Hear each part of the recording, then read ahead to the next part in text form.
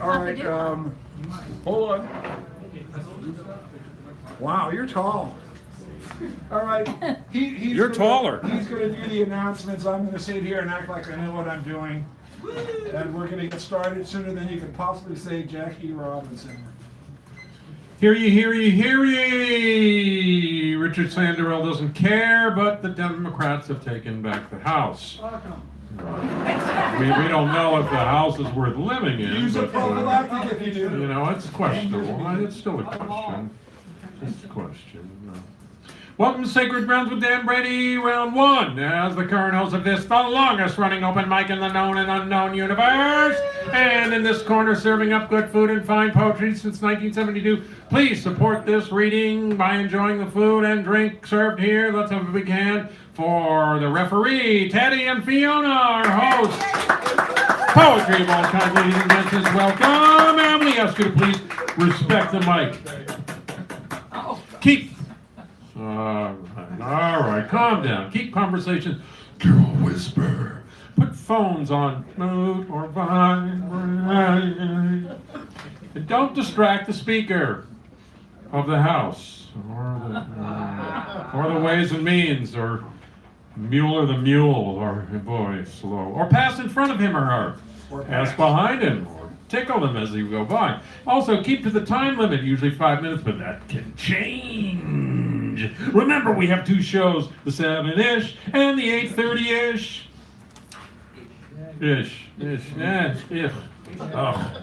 We have the 7 and the 8:30-ish. For this reason, I ask for generosity, which I've already received from Mr. Sanderell. Thank you, Richard. Going short helps with our tradition of getting everyone on the mic. Everyone. Go short. So short. Shrink a little. And then wrap it up. Shrink wrap. Oh, if you want to be the proverbial loop, or in the loop, take your finger out of your nose. Well, no, sorry. We have an opt-in email list and a Facebook group. We stream the video underwater. This is handy in five ways.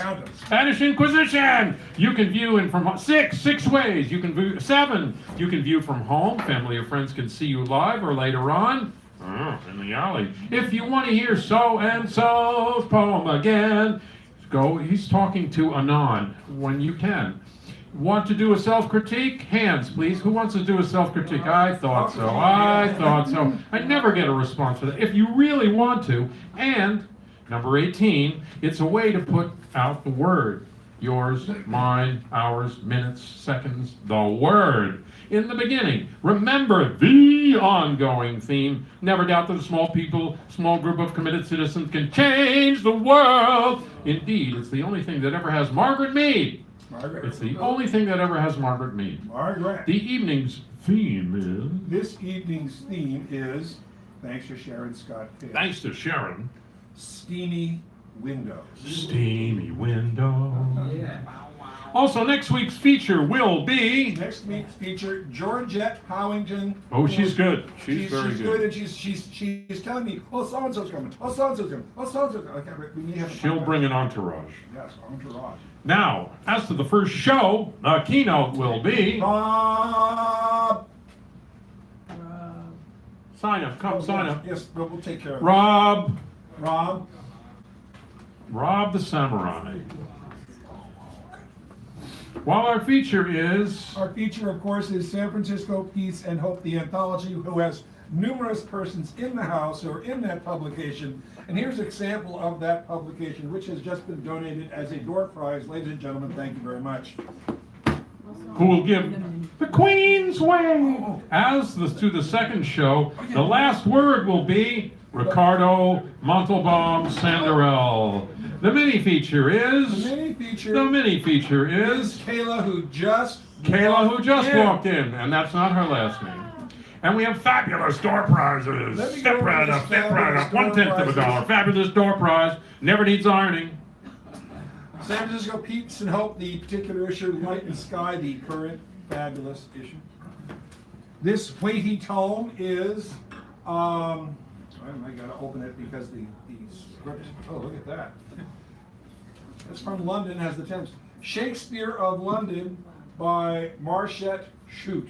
Mm. Okay, just, I remember the I name. want it. I want it. Okay, surrender. Then we have Bookmark Now. It's an autographed copy of this famous book. And the sky is not caving in on American letters. It's all about various writing aspects of writing. I don't want it. I don't want it. Okay. 2 magazines, Bay Nature with the insert of Science News, DNA Deluge. I've had to put those together because they're related. This is In a Time of Violence by Evan Boland. I don't know anything about it. Probably apropos. National Geographic, Planet of Plastics. Oh, Planet or Plastics. I'll go with Planet. We have National Geographic, Building a Better Athlete. Maybe I don't want to know. And this, one of the many things I get because I do things. Sierra Club's one of a fairly recent magazine, I think. Dogfight. It's all about bringing wolves back into various places where they had been but haven't been. Be advised, although we were, I'm sorry, you got anything? No, go ahead. I'm done. Be advised, although we record the evening, if an audience member wishes to do so, please ask permission. We'll assume you've done so should we notice recordings being made. And now, the keynote. Keynote. Oh, what's that other? Yeah, that's fine. This is Rob. Give him a nice round of applause. He will come back at the open. That's what we do. Keynote. Actually, he will not come back at the open. He's not going anywhere. He's first up. Oh, well, that I didn't know that. How clever How of him. efficient. How did Yes. that happen? Completely on purpose. Hello. I have a piece for you. This is called 2 Chairs with Thoreau. Be yourself, not your idea of what you think somebody else's idea of yourself should be. Henry David Thoreau. On March 12th, I was the exact age Thoreau was when he died. Often when I relate this to someone, they'll assume I mean that Thoreau was 44 when he died, so on March 12th I turned 44. No, stick with me. We have a higher standard here. As I became aware I was nearing the age he died, I calculated how many years, months, weeks, and days old he was when his life ended. I then calculated on which date I would be that exact age. I had never been to Walden Pond and realized there would never be a more pilgrimage perfect moment. If thy neighbor hail thee to inquire how goes the world, plant thy feet, feel thyself put to the trumps, and return a true and explicit answer. And will he nil he dole out to him with strict and conscientious impartiality his modicum of a response. I boarded a bus to Boston. A short commuter train ride further would find me in Concord. The pilgrimage was almost aborted when a metro worker with the best of intentions told me there was no way I could make it back in time for the return bus. This was the second time that day a public servant turned out to have no idea what they were talking about. Fortunately, I said, "Missed buses be damned." Our charitable institutions are an insult to humanity. A charity which dispenses the crumbs that fall from its overloaded tables, which are left after its feasts. I arrived in Concord and set out for the pond on foot, having been told that it would take half an hour. I soon realized that as a big city biker for the better part of a decade, I had lost touch with the connectedness that one feels when traveling by foot. A lesson that seemed particularly germane to the day's errand. In the previous months, I had read more Thoreau than ever before. 3 weeks of attempting his journals unexpurgated were like swimming in congealed gelatin. For what it's worth, he is perhaps one of the few writers of whom you don't need to read any full book to appreciate. But the words of Walden swirled in my consciousness. I considered the possibility that I might arrive on the day the pond's ice started to break, creating the unearthly noises that he described so compellingly. Alas, I didn't. But as I neared the area, I realized that I would probably have as much solitude as I wished. The 3 or 4 small parking lots were almost entirely empty. I came to the visitor center gift shop, determined to not be a cynical poop until such should be merited. I went in. I had a genial conversation with the clerk, who assured me that he had never heard of a pilgrimage timed in such a way as mine. I looked through the discount t-shirt rack, mostly because I wanted to leave the Conservancy some monetary token. I had a quiet, or perhaps not so quiet, chuckle at the unintentional irony in the vending of a t-shirt that reads, "Beware of any enterprise that requires a change of clothes." There are 1,000 hacking at the branches of evil to one who is striking at the root. The pond was larger than I'd imagined. I surmised I might be pressed to get back to Boston on time if I walked the circumference, but again knew which choice was the right one. All this worldly wisdom was once the unamiable heresy of some wise man. The ice had thawed enough to leave a 2-foot gap around the edge. I dipped my hands in. So beautiful. I'd been nervous about that, knowing that the pond had become quite polluted before a reclamation project in the 90s. I didn't imagine it would ever again be as Henry knew it. Water more than 100 feet deep, so clear you could see to the bottom. But it was humbling to know how well the curators had done their work.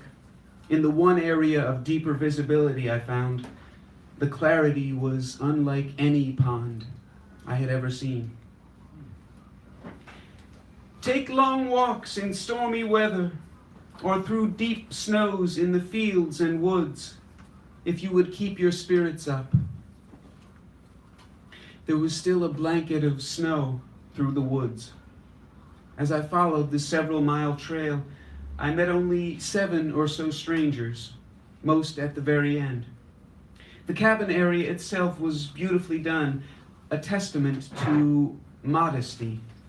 There was no reconstruction, simply concrete blocks outlining the area, plus a commemorative pile of small stones brought by pilgrims. I had 3 chairs in my house, 1 for solitude, 2 for friendship, 3 for society. Lost in serenity and the simplicity of being, it was a day for silence. Henry would have approved. When I finally turned to leave the pond, I passed 2 women who were merrily singing in some foreign tongue. He would have liked that too, immeasurably more than any conclave of babbling brainiacs. I have just been through the process of killing the Cistudo tortoise for the sake of science, but I cannot excuse myself for this murder and see that such actions are inconsistent with the poetic perception, however they may serve science, and will affect the quality of my observations. I pray that I may walk more innocently and serenely through nature. No reasoning whatever reconciles me to this act. It affects my day injuriously. I have lost some self-respect. I have a murderer's experience in a degree. When I was a youth, Thoreau's words touched me deeply. It might be hard to overstate how much his thoughts on living simply and civil disobedience informed the person I was becoming. In revisiting his words, there is no shortage of examples in which my life has been an extension of his. Also obvious is how his own life had been an extension of Eastern philosophy. When I finally sat on a very late bus back to New York, it occurred to me that my life might be held up as one of the most Thoreauvian you'll ever meet. I even imagined participating in a worldwide most alike contest. Now, that last thought might be a conceit that wouldn't hold too much scrutiny. There are certainly areas in which Henry and I diverge. His journey into transcendentalism little resembles my secular exploration of human barbarity.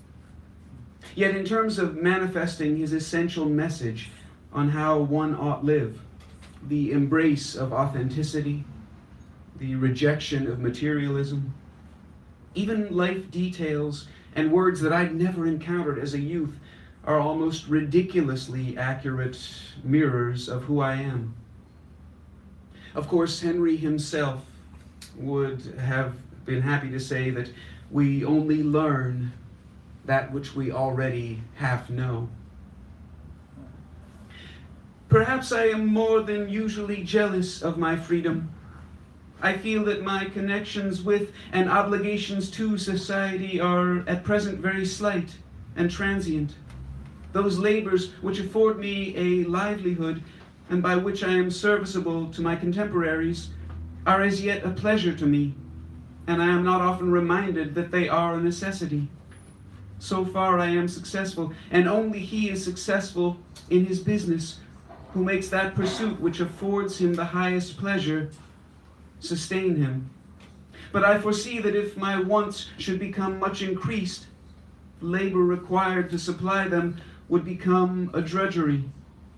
If I should sell both my forenoons and afternoons to society, neglecting my peculiar calling, there would be nothing left worth living for. I trust that I shall never thus sell my birthright for a mess of pottage. So today I have collected for you the fruits of my return to those words that once filled my youthful spirit with longing and purpose. Quotes that either moved me then or would have. Very occasionally, words trigger some deep, elemental recognition. This, ultimately, is the only reason a writer ought write. How many there are who advise you to print. How few who advise you to lead a more interior life. In the one case, there is all the world to advise you. In the other, there is none to advise you but yourself. Nobody ever advised me to print but myself. The public persuade the author to print as the meadow invites the brook to fall into it. But only one who can be trusted with gifts, who can present a face of bronze to expectation.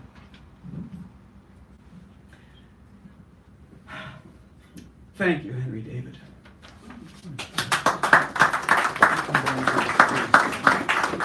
Oh, okay, okay.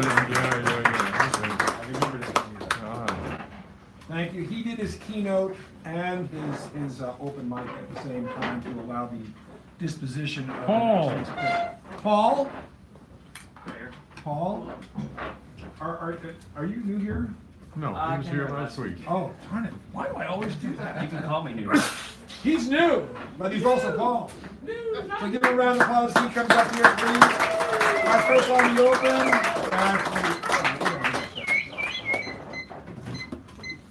Oh, what did I do? I did it the wrong way. Never mind. Stop me. There you go. Sorry. You're on. Good? Hey there. All right.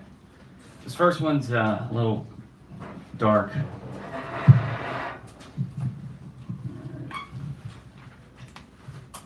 I want to fuck on command of traveling impulses, fantasies of control release. I don't even want to know your name. want to know your body. I don't want to even interrupt your day, but I want you never to forget me. Awash in ravenous desire. In this, I know the danger intimately. Trouble is, women want it, they crave it, after they're secure. How much despair would manifest if this carnal tragedy were released uninhibited? Or maybe this description is the result of inhibition. All I know is I'm constantly feeling as if I'm going to explode. Calm your nerves. Caress softly yet firmly. You are safe with me. Go ahead, let go. I'll be your man, for you know of what I'm capable and what I refuse to do. Your mystery of what you can unlock and what you might or might not do is my everlasting and astounding fear. Don't unleash both of our demons. They can't be put back in the bottle. This is what I felt when you crossed the street. I'm sure you feel it, and I want to apologize, but it is a part of me. And I guarantee if the stars align, you'll love me for it. I just don't know if we should talk. That's an entirely different conversation. While I continue to digest that eternal street slowly starts to come back into view, and I finish my coffee. I should call my mother. She's expecting to hear from me.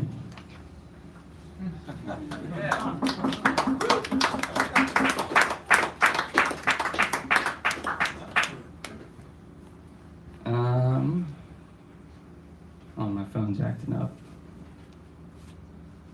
I hate it when they do that. Yeah. What are you doing? Come on. There it is. Yeah, this one's called Simply Sapphire. It's short. The hearts glow only in the TV limelight, which we know will reveal our most manifest fantasies. How long before the light of day indirectly shines, burning for recognition, sunshine?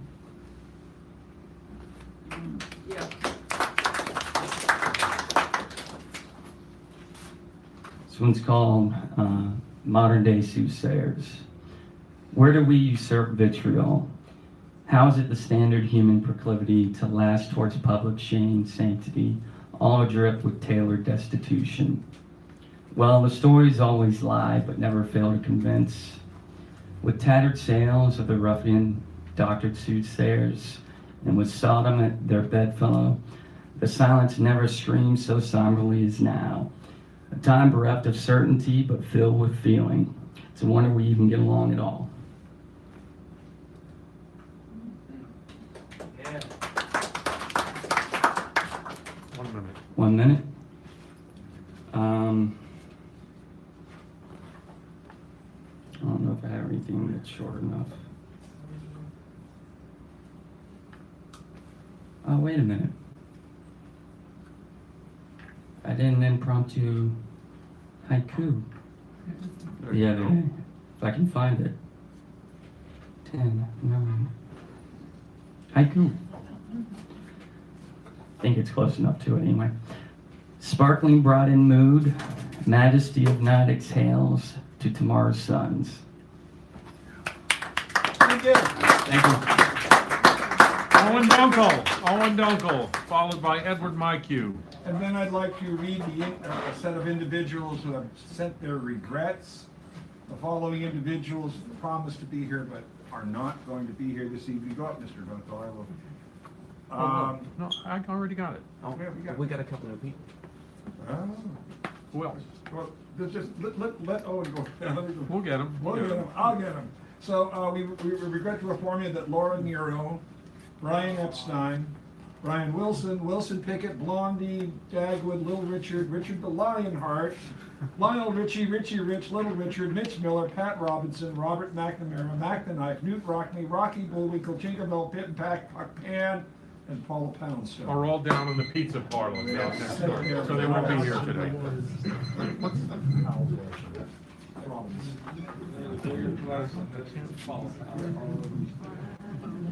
There you go. That's good. That's good. Morgan Fairchild has yet to be heard from.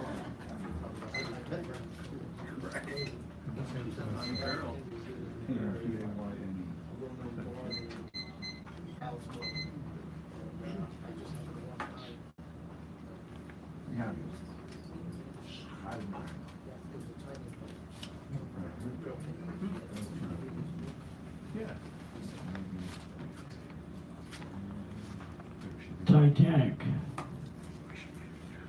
Sunk below, the quiet ship lumbers beneath the waters in the freezing North Atlantic. Storm and ice, sneezing and storms, San Francisco cold numbers. The magic is not in the air. Slumbers and nothing, being in nothingness. Wheezing and coughing, wondering what fiery sleazing sort who must take a fumbler with words, a would-be sonneter like myself, the always present Begos, paddling my pencil towards the open mic of Bethlehem. Born-again gigolos who cannot get a date, no way to relate, rate, or create anything new.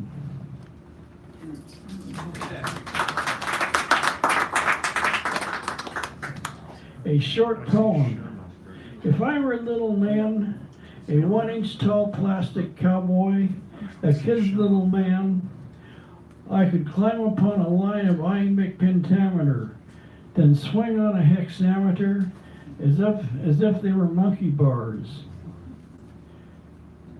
Poonder in heaven, our cat who lusted up and down our backyard, fell around, was slain by old age, and listening on the right side, his jaundiced-looking fish-pound eyes had a murky patience looking through our looking-glass lies.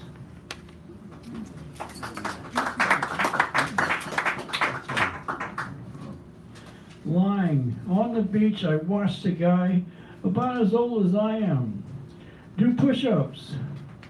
Pretty good push-ups, almost perfect. He did 25, then ran in place. Pretty good for a man his age. I made an exit back to the 71, to the city, the noise of the imagination.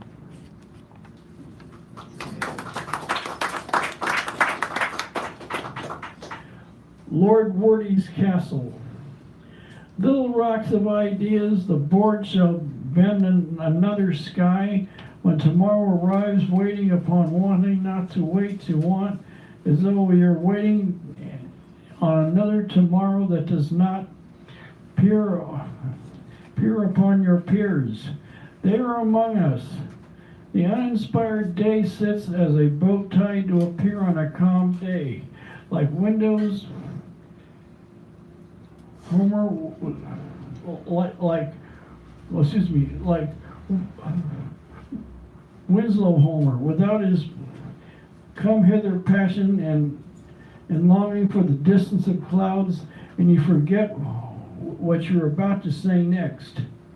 My thoughts are fragments of sentences, things I tried to say but can only line up in front of me like shells in a shell and pea game.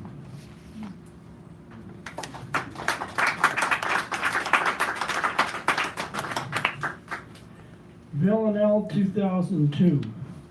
The day is as calm as it should be. The stars smile because we are here. The night to be is as dark as the sea. The sky at the beach blue, and yet me, my friend, it is that, ah, my dear, the day is as calm as it should be. The calm is as calm. The key to her heart is not clear. My mind is as dark as the sea. Tonight the stars are love. Tea and nectarines are symbols. Mere calm on waters, today is as it can be. Close to dusk, passion, quiet. Tree and squirrel dance together. For near tonight to be is as dark as the sea. Can't speak. Slowly, slowly we accept the dawn in the sky. Fear that the day is as calm as it should be. Tonight my mind is as dark as the sea. Yep. Thank you, Mr. Owen. Yeah. Okay, thank you very much. Thank you. And now we have the distinguished gentleman, Mr. Edward McHugh, who will be speaking before you now, as we say that he is going to be speaking before you now. Senor McHugh. On the stage. Thank you. Give him a nice round of applause.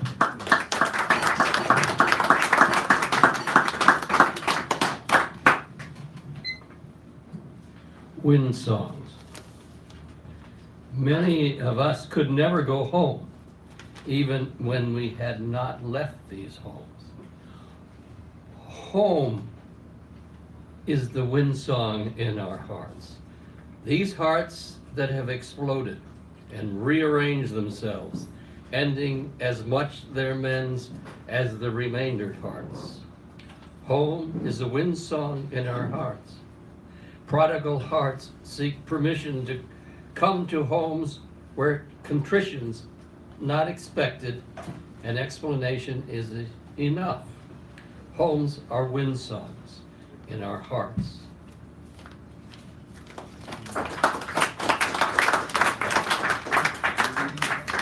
A little longer than the haiku, maybe not much. The early grape. We are the early grape, flat, dry, and cloudy. The time is short, but some days never end, and there is no joyous lake. There is no incantation that can bend the moment back into patterns we may see too late.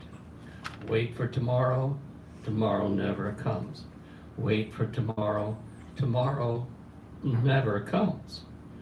Three's the crowd, the spunky one's the cream in your coffee. I know, we said that's the thing. Do it now.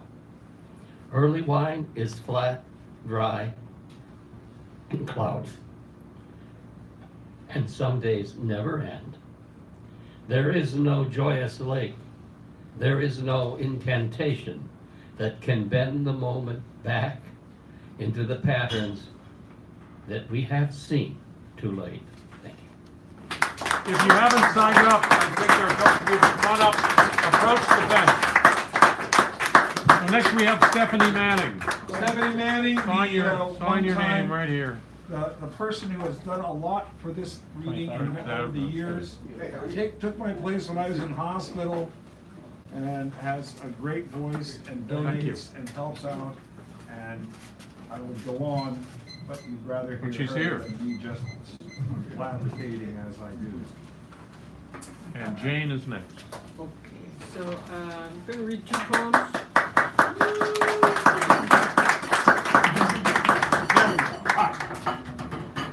This first one is by Canyon Sayers Roots, who's Anna Marie Sayers' daughter, down in Indian Canyon, San Jose Way, Alone.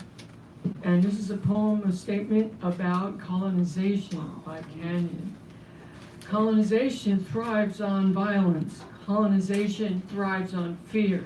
Colonization thrives on war. Colonization thrives on violence, a violation. Why is this patriarchal society winning? Why does patriarchy thrive? Why have people been desensitized to violence? Why are people shamed into not loving their bodies or to expose their bodies? Why are women suppressed? Why do you question my questioning of such suppression? Why is sex and pleasure taboo? Why is blood and gore hyper-validated? Colonization thrives on fear. When someone is sensual and empathetic, when one is spiritually connected and finds pleasure connecting to others, when one can control their own selves and have full autonomy over their body, being, and spirit, fear no longer controls. Colonization thrives off of pain, anger, violence, and non-consensual submission. Colonization is a poison to this world. We came together with it leading us. Now is the time to strive together and no longer fuel its agenda. Else we, as society in conflict, shall crumble as all else has. And that's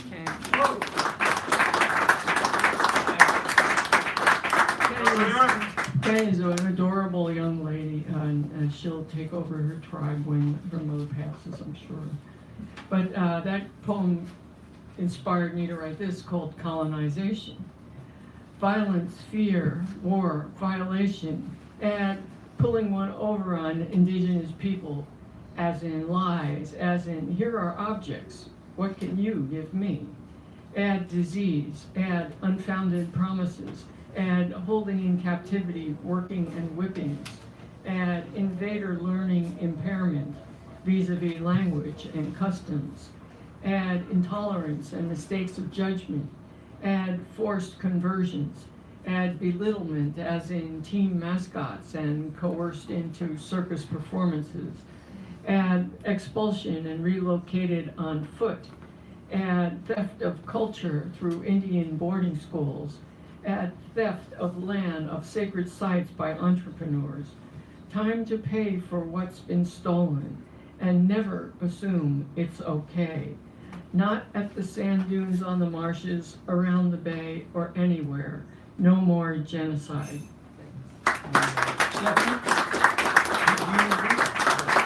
Jane.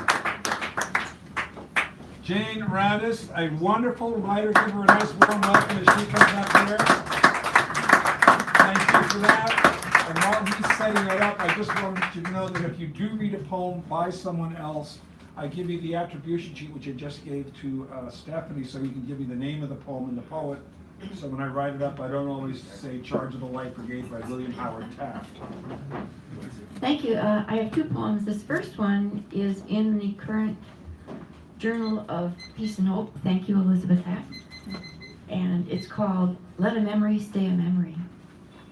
You can't go home again or recapture the past. It's a fleeting gazelle in an African wild. Like going back to visit Holy Hill, a small Catholic shrine in the Wisconsin countryside. In the 60s, an old church surrounded by thick green woods, an altar piled high with crutches and canes, left there by the cured, intimate, comforting. By the year 2000, it had evolved. 2 levels of parking lots, unsmiling men directing traffic, crowds in the new store of religious artifacts and a cafe. Let a memory be a memory. Can't go back. That was you, whether you like it or not. You ask, can I do it over? It wasn't that much fun.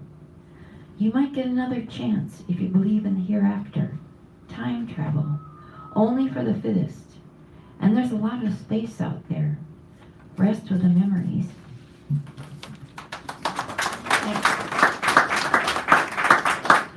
And I just wrote this a couple of months ago. Hollow and untethered is my country. I thought about Columbus and imagined what he felt like when he got here. I wonder if he is disappointed where he is now, in heaven? Or if he even knows. And when I get there, to heaven, I'll be careful not to tell him. Hardly worth the expedition then. His heart found its way on the map, intuiting oceans and riverways. Columbus didn't discover America. That means 1492 is no longer important. But it's the only date I remember aside from 1066, and I've forgotten what that represents. Yes, my country is untethered, and life seems hollow these days, as if any guts we had have been carved out of the national body of truth. But, and I'm quoting Kierkegaard here, life can only be understood backward, but it must be lived forward. Cheers! Tommy, you're up. Followed by Sharon. Where's Tommy? Right over there. You're up. Yeah, no, that's the other Tommy, never call him Eckes. The second Tommy. There's 3 of them. There's 5 actually, if you look at the phone book. Okay. Under Bronx bombers. Okay, first for something a little subversive. Thank you. I don't know how many people. No, not from you. I know. I don't know how many people know about the history of Italy. And you're talking about colonization. After the Roman Empire fell, Italy was colonized for 1,500 years until it became an actual country in 1861. And during a lot of that time, it was the Catholic Church that was fucking people over. And the women in Under, Italy. around, and through. Yes. The women in Italy devised really clever ways of resisting the church, and this is one of them, and it's partly based on legend, but it also has a lot of truth in it. Menage a day, damn you, she muttered as she cut the pasta dough into long, thick pieces, twisting them a few times before dropping them into the boiling water on the stove. Strozzapreti, they called it, a special pasta served to the clergy passing through on their way to the Vatican, who showed up at her door at night demanding to be fed. She couldn't refuse them a meal or a bed, even her own. The church owned the land from coast to coast, raising taxes, robbing its resources, even the eggs from the farmers' chickens, forcing so many to live in squalor, while the bishops and the priests had full stomachs. Money from the sale of indulgences, their pick of le donne, the women. She had the strozzapreti, priest strangler, the pasta passed down from her mama, that as the legend had it, could choke a gluttonous clergyman who ate too fast, gulping down the tasty noodles. The pasta that resembled the rope the anarchists used to strangle priests in those anti-clergy times before the unification of the country. She knew that if he didn't drink enough vino to help the pasta slide down his pampered throat, it could very well be his last supper.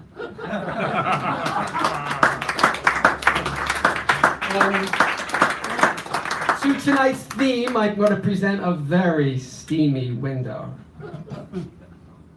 And it's a true story, bringing you back to when I was 19 years old. With only the moon to illuminate him, he stood at the window across the alley from my room, one hand caressing a hairless swimmer's torso, the other the hardness he concealed just beneath the windowsill that my eyes strained to see, my hand ached to touch. Almost every night that sweltering summer, no matter what time I came home, I sensed him there at the window in the dark, barely visible. Leaving the light off and stripping down, I stood at my window, my own hardness straining for attention in my briefs, hoping for some sign of what he wanted me to do. He said nothing to me on the street, nothing to me at school, nothing to me at his papa's corner store where he worked, always in tight jeans and white t-shirt. No words at night either, though I swore I could hear sweet whisperings, feel ancient longings. In the end, no way to cross the vast abyss separating our two windows. Thank you.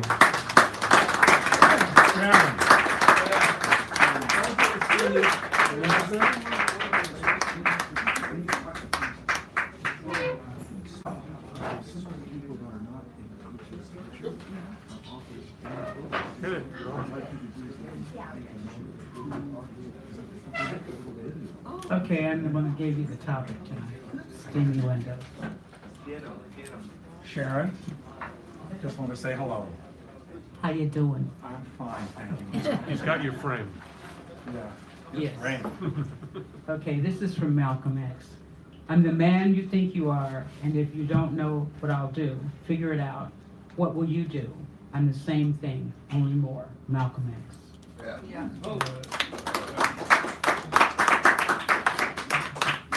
And steamy windows, we are watching you. Teenage boys and girls are so silly and a mystery to little kids.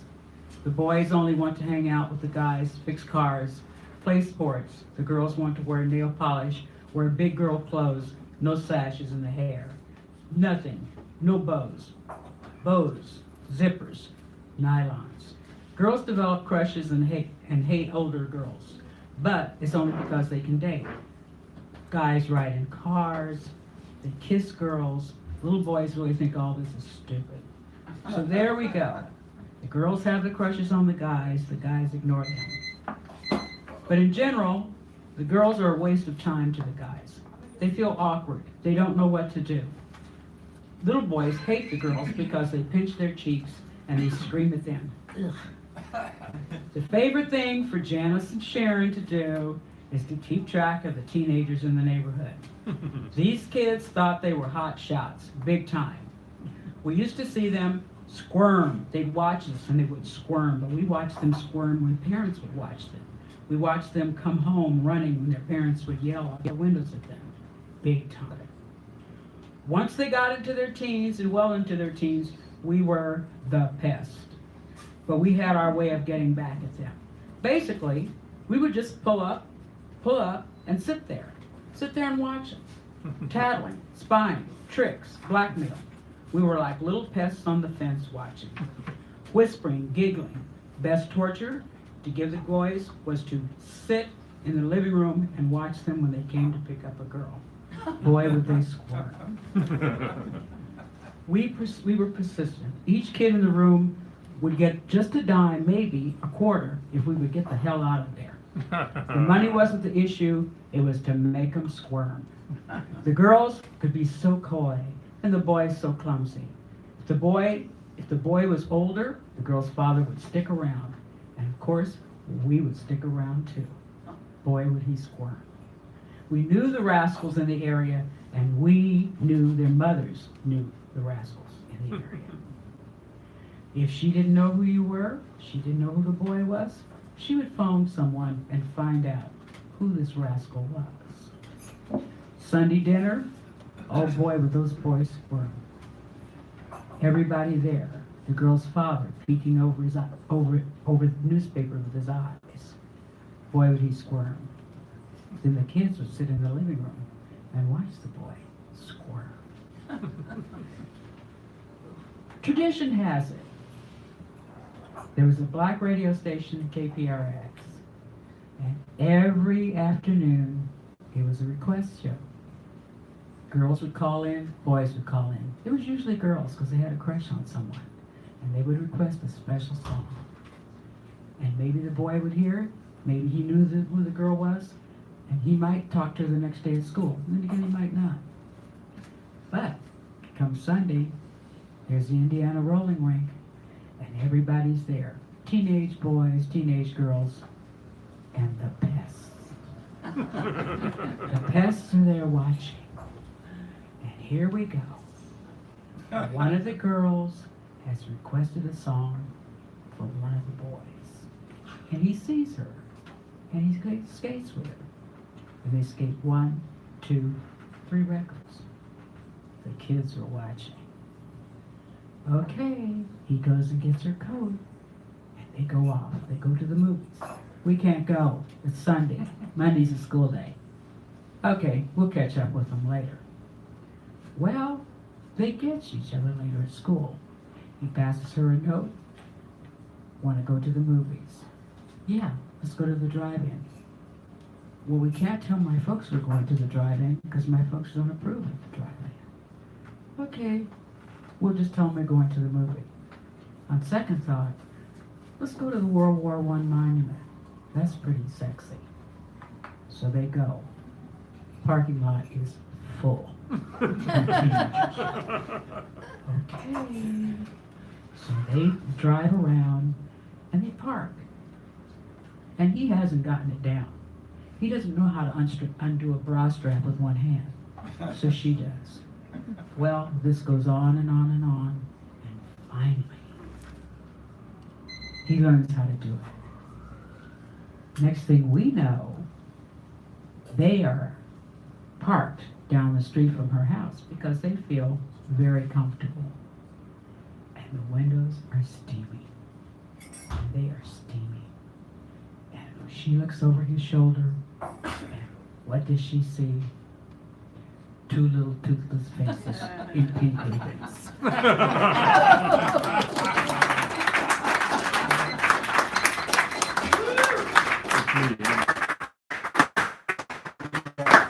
And now, beginning. So give him a round of applause, or what do you call it, a rectangle of applause. Duo decker.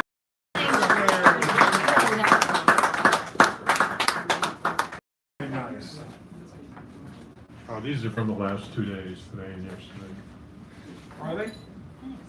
That they are, sir, that they are. Well, that's good. House of Commons has revived, representatives alive. House of Lords still glut. Senate with throats we've yet to cut. Al Capone meets IRS. Our president will fail the same test. Voracious banks expand this mess.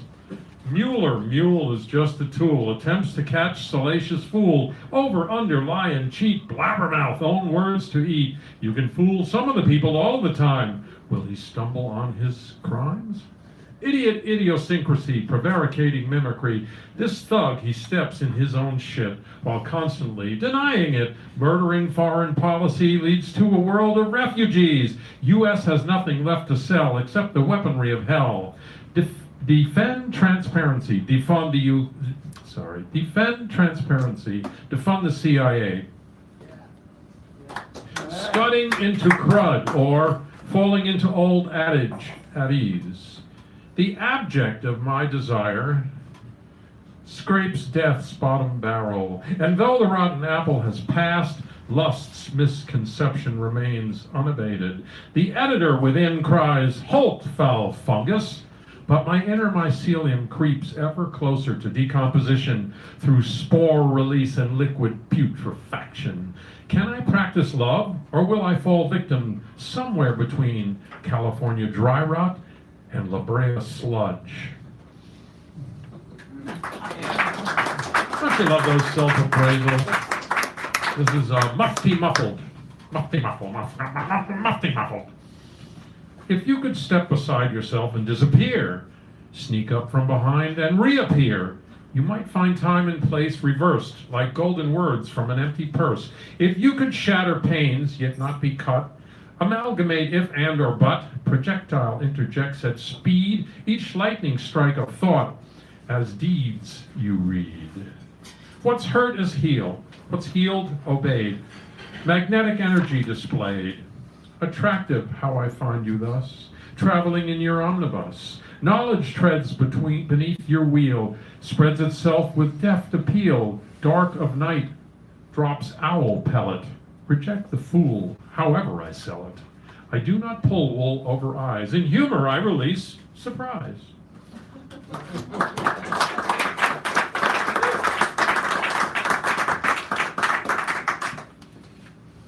Creeping damp. So we're coming up to mushroom season, and I don't see any mycologists in the audience. Well, we have eaters, yes, we do have the eaters. You find a minor runway, a path that's barely there. How faintly did the footfalls fall to weigh upon this tear? Turkeys scuff the duff, mushrooms hoist when moist, scrabble downhill like some rill where chanterelle is choice. Fill your pack with edibles, elusive yet quite bright. For in the know that orange glow will shudder in the night. Gather strength beneath the soil, erupt and rippling with toil. Hedgehog spines eschewing gills, oysters roister on oak hills, candy caps your cookies fill. These three, to eat you must find fast, they turn into gourmet repast. They'll deliquesce, short-lived, don't last. Chanterelle, on the other hand, for a month will last, grow thick and grand, prolific in a circle stand. Beware the amanita pale. Brain explodes and breath grows stale. Chemistry of alkaloid will turn your horror into void. In abeyance, ignorance, be careful what you taste. Some fungi, culinary joy, others, your life laid waste. Thank you. Very nice. That brings us to me. I just knocked something on the floor. I didn't do that. It's not my fault. And so you want to make sure I'm in the frame here because I'll use my frame of reference. Gotcha. Thank you. You're good. Thank you. Thank you. So I'm going to read two poems tonight. One is the poem that I have in this wonderfully beautiful and well-produced, marvelous collection here. I'm going to start with it. And this is called Fantastic Journey. Not after the movie, but you know, if you know the movie, then you have some idea.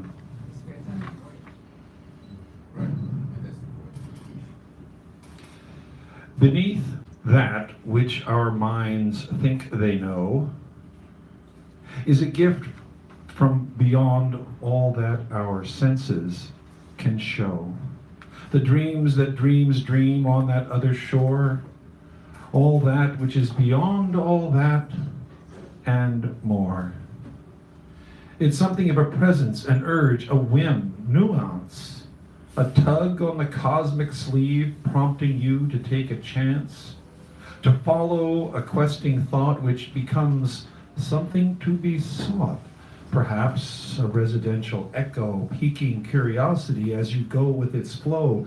Perhaps it begins with a silent, well-salted sorrow, a mental aside from your longing's shadow, a ripple in your peace, a sense of sadness, a memory which you will never, ever confess, something from your own dark left to abide in cold storage, hidden for the sake of pride. There is extraordinary grace in such things. It's an intimate sense through which thought takes wings. These become you necessarily so, as each brings up others to draw you into its mother and its mother's mother's mothers. And you can't help but look, listen, and follow the flow.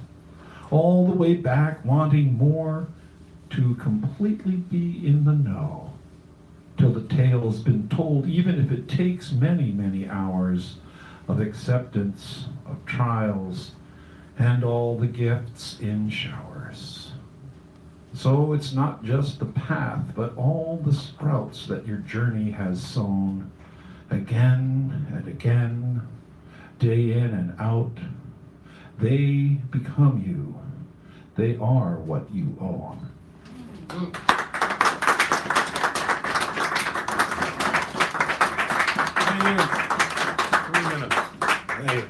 I thought this will be under that. So this, thank you, Sharon, and other people here, Jane, Sharon, and someone last week prompted me to read this one now. The Street as Diamond. The old manhole cover was home base because it never moved. Now, most days, first base was the driver's side rear door of Mr. Donovan's blue and white 55 Buick. Of course, second changed it up a lot. Sometimes it was a chalk drawn square when we had chalk. Once for a whole season, it was a ruined blue and white washcloth. However, most often it was a random piece of cardboard which we'd sprinkle with water and stomp down into place. Usually, by the top of the third, it was definitely fixed, which was good. Third, well, we'd make do with the shoe-sized pothole because it was also dependable, unless Dombrowski's dad had parked his green four-door Rambler too far from the curb again. Then we'd be forced to use the driver's backside door. And of course, no one would dare touch it. And you couldn't throw to third base in cases like that unless you wanted some real hell to pay if the ball even so much as harmlessly bounced off that car. The teams were as even as we could make them. After all, where was the fun in blowouts? There'd be no arguing, hoopla, close calls, or tight situations. We kept track of the innings, the score, and chance was our umpire. All disputes not won by acclaim or out-blabbing the dozens were then settled by shooting for odds and evens, or flipping a fair coin, which had been tested for such. And so we had ways and means and fun. This was our street as Diamond. Thank you. Yeah. All right. And now it's Yasmin, correct? Yasmin, correct. All right, well, Yasmin Mogul, but correct. All right, Correct. we're gonna Right on adjust the this. money. Let Right me on the just- money, buddy. Make sure this is right for you. Okay. And I think That's that's good, that's right good. there. And like, there you go.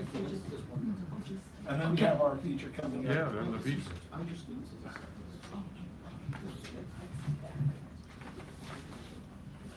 Father said there was a goat in the moon and a banyan tree which shed its leaves one at a time.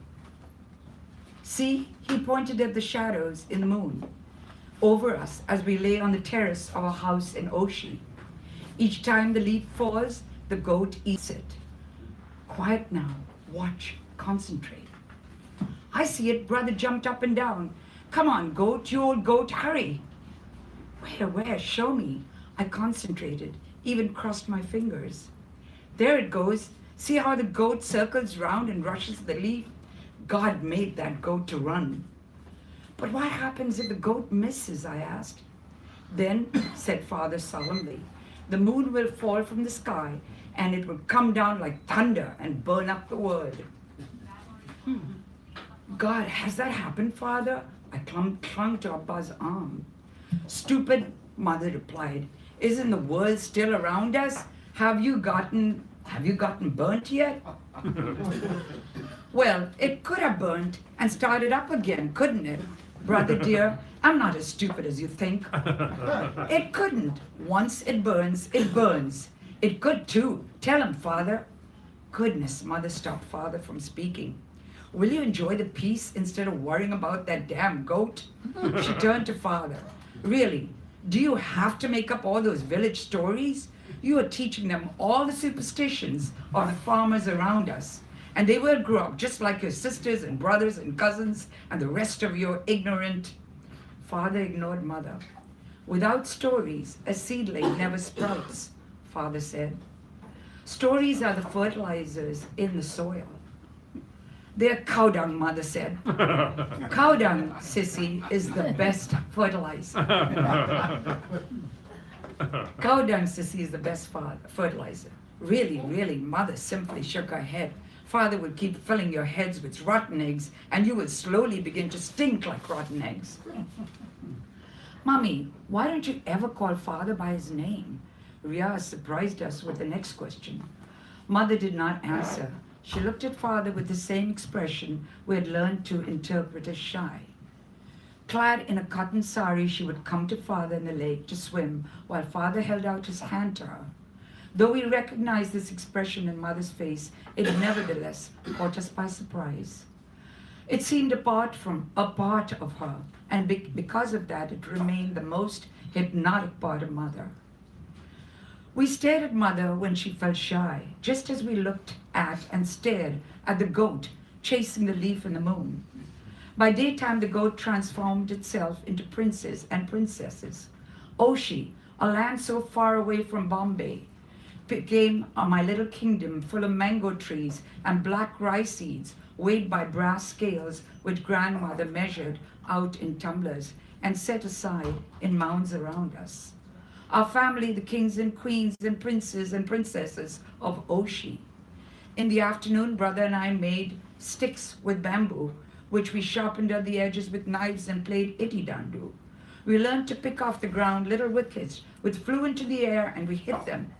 Brother and I took on the entire team of children in Oshi, and we always won.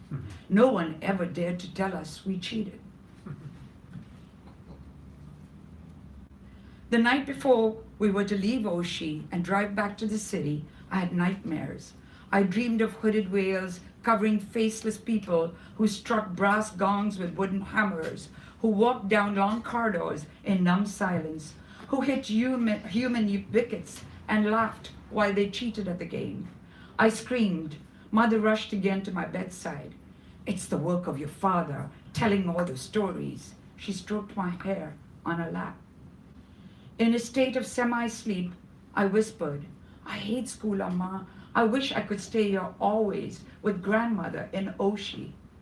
Then you two, she hushed me, will become a ghost. Yeah. From the novel. From the novel. Amazing. So I'm going to introduce you, and then we'll do it like that. Okay. And now. And now for something completely different. Nothing up my sleeve. a man with no buttocks. Are we ready? Yeah, we're Am I framed right now? I'm going to show you one of my favorite magic tricks in a moment. I'll do it right now.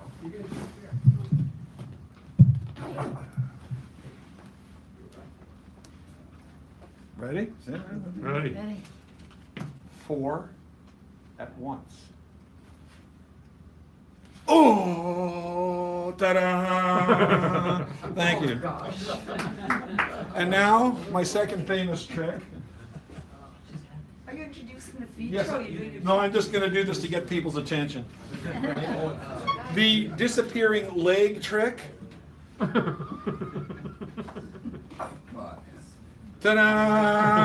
Ta-da! Okay, now. Thank you so much for that. On with the show. On with the show. Boost! I think my mom said the same thing. Can you get that? See? Perfect timing. Perfect. San Francisco Peace and Hope is a wonderful anthology. I've known about it since before it became a printed entity, and I met Elizabeth years back, and she was talking about this project, and I liked the idea. And then at one point, I think I innocently said, "Say, wouldn't it be great to have this in print?" And she said, "Wow, what a great idea." She probably didn't know how much work was going to be involved in that.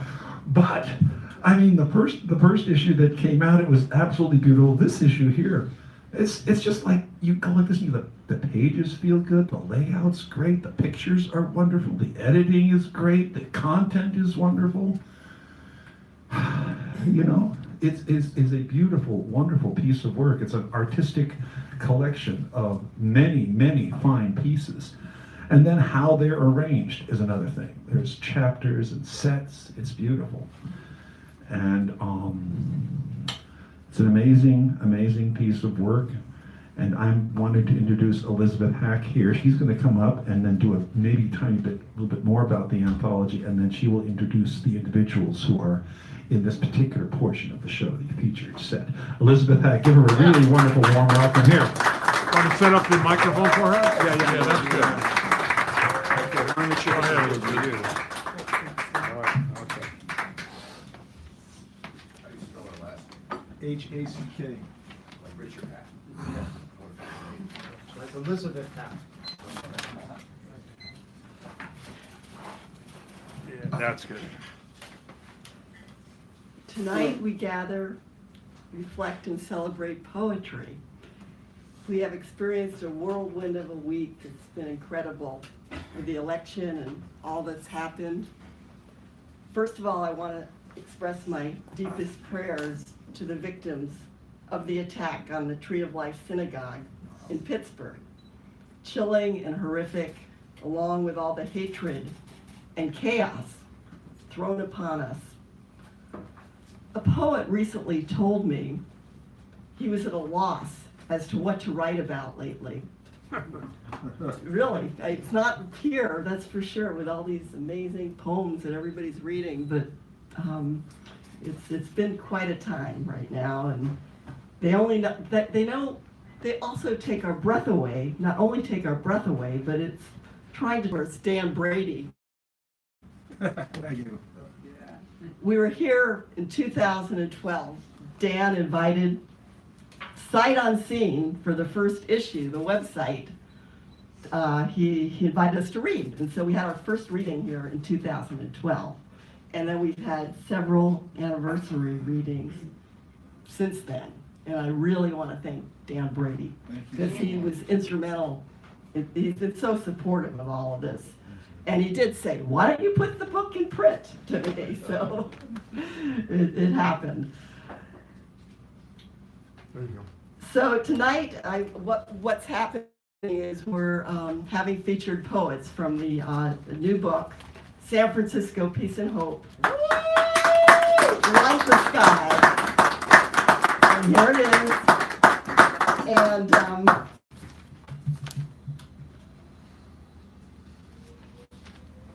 want to, again, thank Dan Brady for giving us this feature, and we've come full circle tonight, really. I mean, I really feel this because of, here we are. It feels like home again, because 2012, I mean, it's 6 years ago. And so several years have passed. So now let's begin. The first featured poet is James Berkowitz. And he came all the way from Los Angeles. Oh my goodness. And he's new. This is his first time here, ladies and gentlemen. Anthologies and magazines. Here we have James Berkowitz.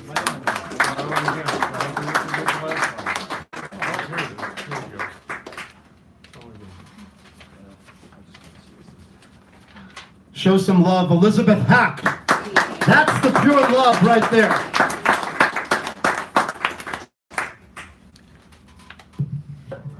Please don't put the EKG on me.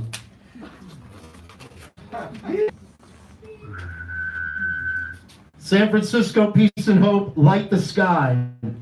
I told everybody that I have come to San Francisco with a poetic torch of love and light.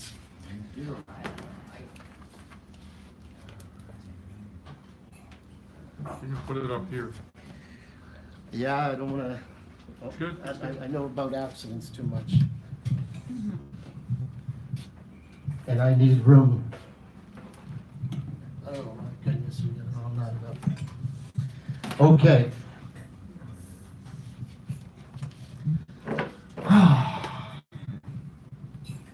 Are we alive in San Francisco? Our lives are passing by here. Hello? We're together, right? All good? Yeah. We're ready. We're ready. Perfect dance. A celebration of souls.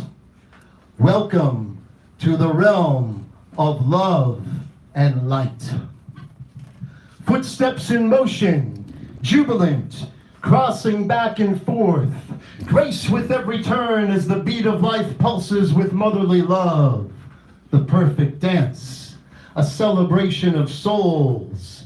An embrace of grandeur painted with each breath, as precious moments light the way far beyond the human eye. Where dancing tides swirl from the echoing heart, and the everlasting joy of human connection resides amidst a constellation of stars. One language called harmony transcended the borders of native-speaking tongues and carried a melodious tune around the globe. One heart pulsed harmony, carrying a beat in lifelong rhythm, transcending the drum of the soul. One language called harmony, harmony called a fluttering butterfly in the perfume-scented wind, blowing away the veil, revealing her heart. Conversation with the sea. Have you ever engaged in a conversation with the sea, where all thoughts transacted flowed with ease? Understanding is mutual and done in grace, as light passages illuminate through the running waves. Deep, alluring, turquoise view, reminiscing muses of a world so new, with a spiritual elevation only the towers of love can reach, while crashing waves of delight sparkle across the silver beach. Pebbles recede in a shaken rainstick song, and seashells echo over and beyond.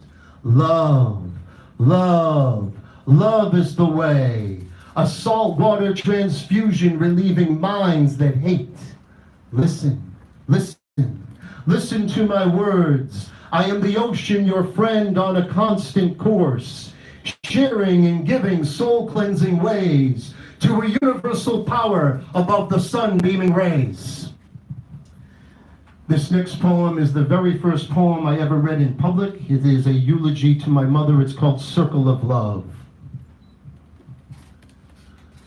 A picture of you, a smiling face.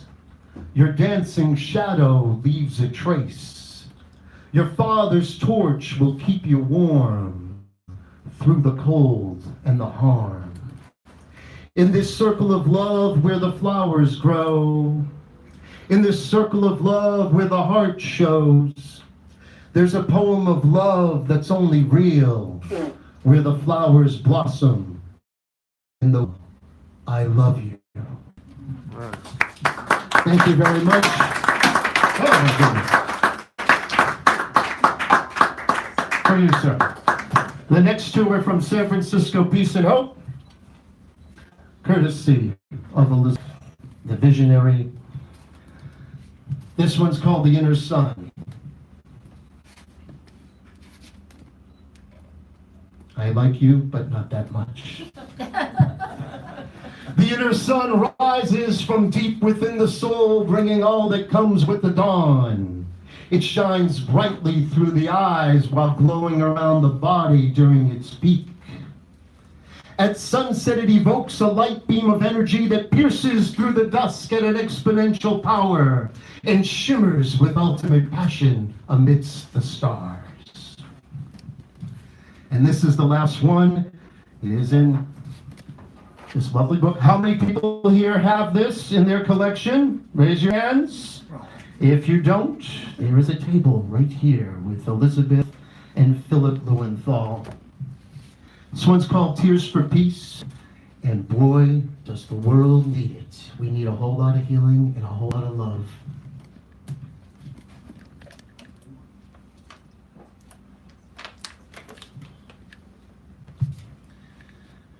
Tears for peace run down the face of humanity. Crying wounds of hate seek impossible escape. When the light of the soul quenches the darkness of barbaric ways, tears for peace run down the face of humanity. Oh, sweet world, gift of life and mind, remove evil teachings from the eyes of humankind. Lift us from the dust of earth, return us from the heavenly skies, embrace the call to oneness in the sharing of eternal life. Tears for peace run down the face of humanity. Down the face of humanity run tears for peace. Tears for peace. Peace for tears. Tears for peace. Peace or tears.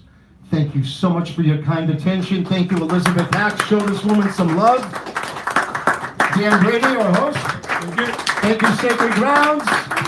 Thank you to the hardworking serviceman behind the counter. Thank you so much for opening the space and your service, sir.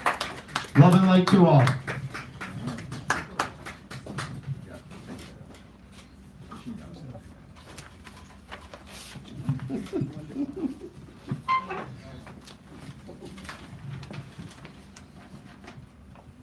Most of us know of Marvin R. Heimstra.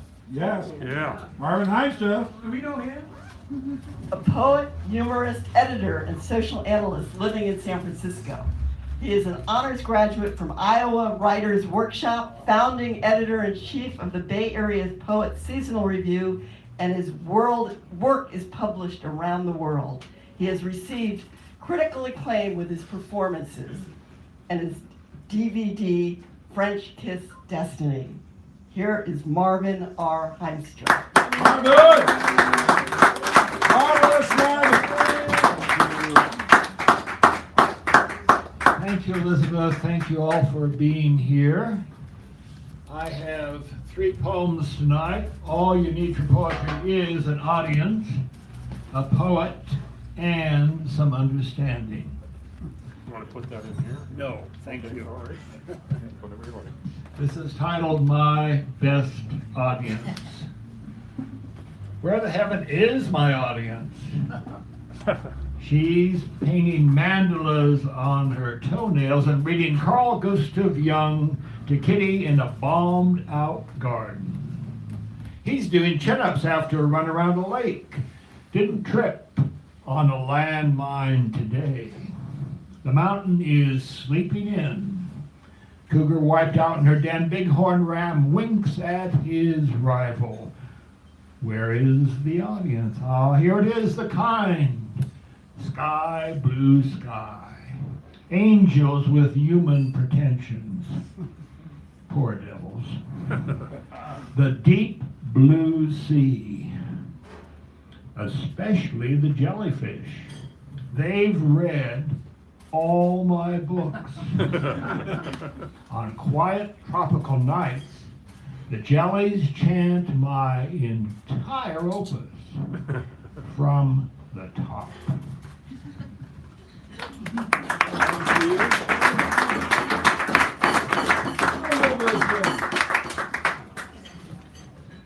And this is my poem in the book titled Don't Bounce a Mirrored Ball. Beg the soldiers to forget the flashy trick step of death. In the innocent eyes of a third-year poetry student, the soldiers are about to kill. Beg the soldiers to remember the smooth trick step of life, blissful in a disco with soldiers from every single country on the mirrored ball we cling to. The question is, how many poets have been killed since the first axe was thrown?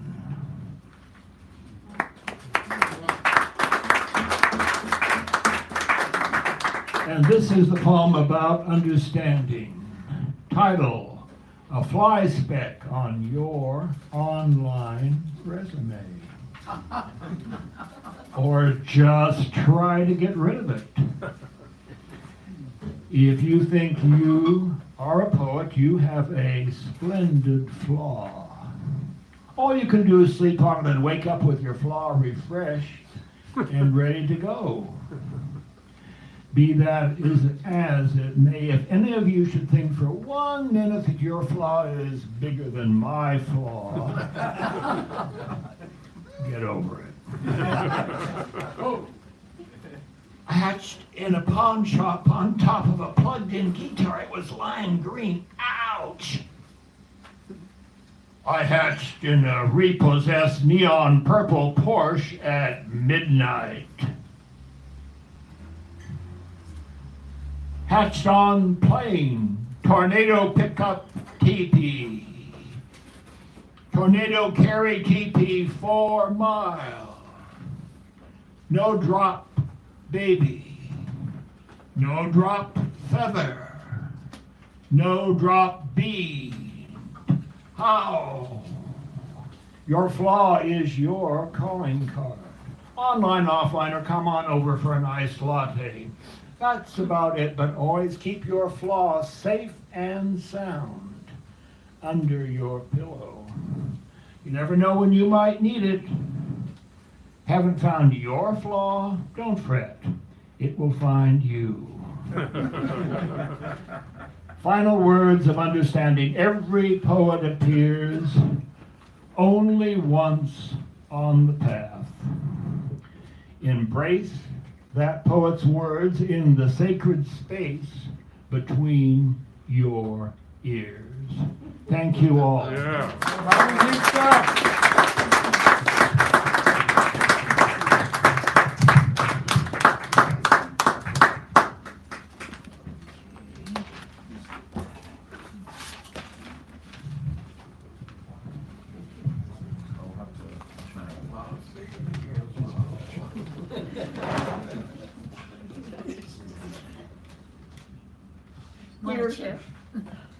We are so lucky to have Karen Elizabeth Huff tonight with us.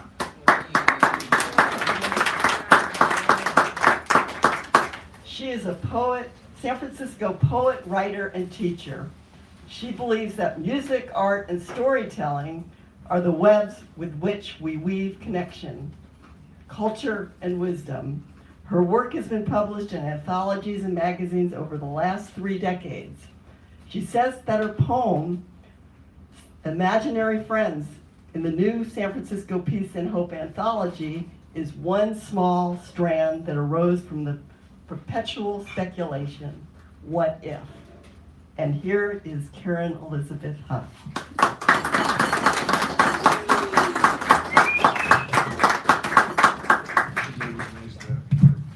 You want to use the stand? Yeah, probably.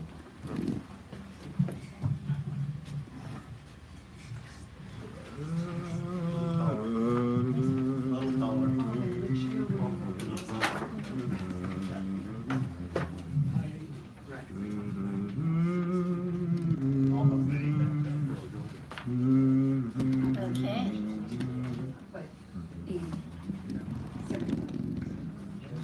So this is my steamy windows poem.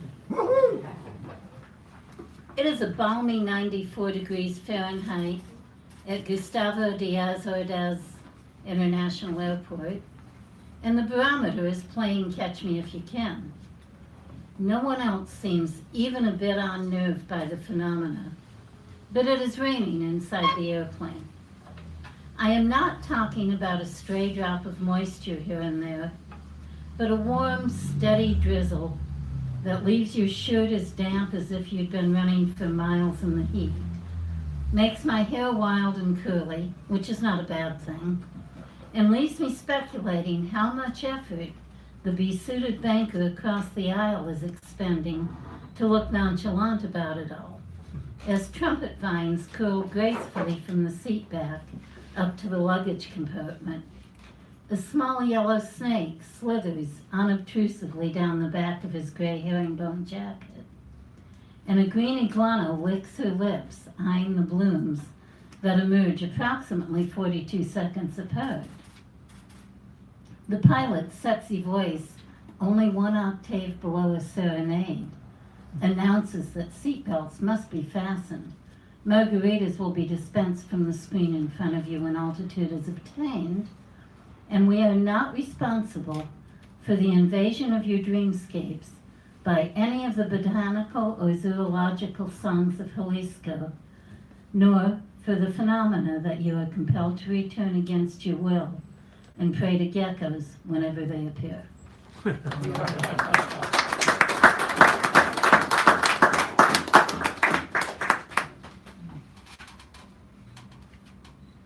Imaginary friends. Remember, he said, when my imaginary friend and yours played with us and that big box of refrigerator came in? You said it was a castle, and I knew it was a fort, but it was not worth arguing about. His twins sit in the corner under a bush, intent on some concoction of twigs and leaves, talking, but only rarely to each other. They have them too. Do they tell you? No, I see them sometimes. Not when they come alone, but when their papa brings them. He is a full-grown dragon now, of course, but still, he likes to have peanut butter cookies with me and talk about old times.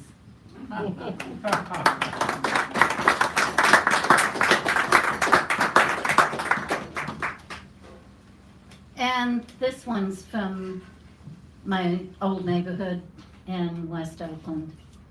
It's called West Oakland Sunday. Reverend Laurent's strong voice rises through the clapboard walls of his shabby storefront church, tumbles across 32nd Street, blowing a candy wrapper into the gutter, ruffling the feathers of pigeons who are eating my leftover toast. His voice rises above Cecil's boombox, climbs the side of our building, bursts through my closed kitchen window on this Sunday afternoon with a warrior's cry. I believe. Yeah.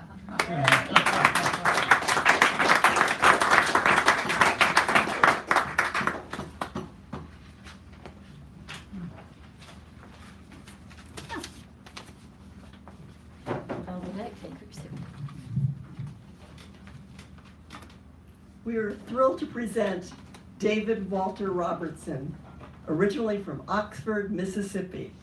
He worked at Berkeley National Lab as a researcher and software engineer for most of his career and retired in 2012 to rediscover a love of poetry.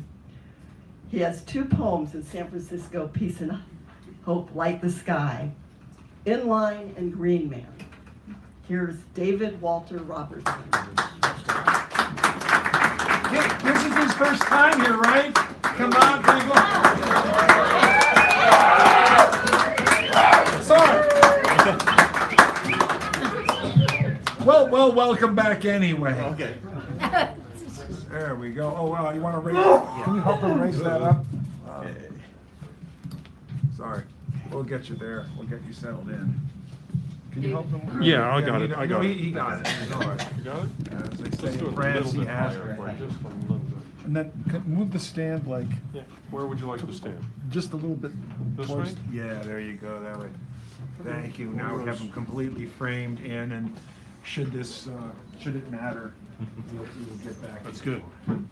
I'm just. Let her rip. I'm just. Okay. I'm just- Let her rip. So 10 years ago, I tried to get the email address davidrobertson@gmail.com, and it suggested davidrobertson880@gmail.com. So that's why the Walter's there. Okay, these are two poems from the anthology, and thank you, Elizabeth. Green Man. Somewhere in the deep dark brown, your roots embrace me in the loam, rising with my heart to sun, though dreaming in the dark and dim. My green face shoots forth twigs and leaves from gnarled and weathered grains of wood, tossed to ground by storm and wind, and rotting surge to leaves again. Every year I settle deep, and no one tills me to rebound. The time for winter and for spring, respiring with the mist and moon. I swallow whole the height of green, to whirl with dying color to the ground. And in the circle dance you dream, translucent in the heart of me.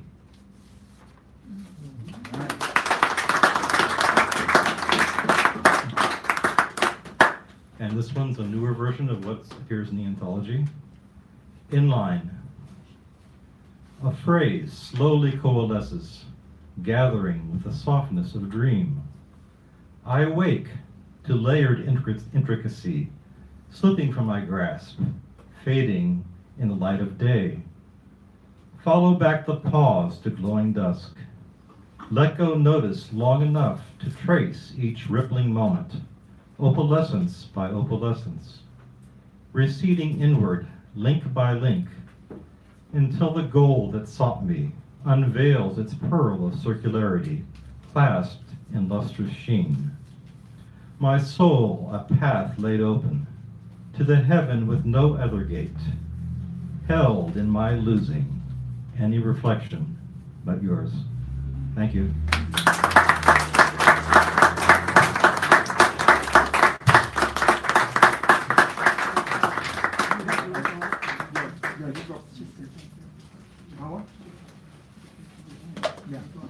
Yes. Thank you so much. Remember, she is a professional. Don't do this. I'm trying. Action figures, so it's like Yes. So I want to thank you so much for being here today, tonight, this special, the new Sacred Grounds. And thank you for everybody who, we need a good audience, good listeners. And thank you for everybody who's supported San Francisco Peace and Hope.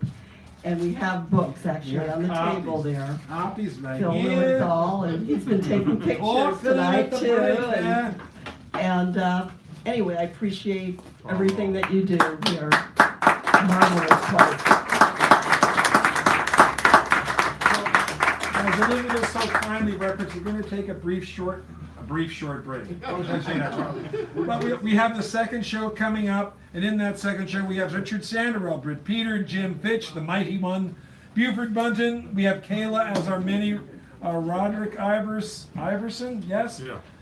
Tom Luciano, did I say that right? Who's new? And John Lamb. Kayla. Oh, no, Kayla's over here. Kayla got Yeah. moved. And then we got Antoinette Payne, Hal Robbins, the Mighty, Shem, Jacob, Sandiego? Oh my God. And then Sanderwell. And then Sanderwell closing out. Two things, I forgot to mention several prizes besides the books. There's the mini feature. If you come back next week, you get to do that. The last word, which Sandrell is, being the co-pilot, in case you want to do that, choosing the theme, and the keynote. Also, if you want to know about Bay Area poetry resources, look at the back of this. The front of it has my upcoming events. They're all here for you to take. We're taking a break, and this thing will be facing the wall, so you don't have to worry about yourselves being photographed or filmed. So we're taking a break. Hallelujah, ladies and gentlemen. All right.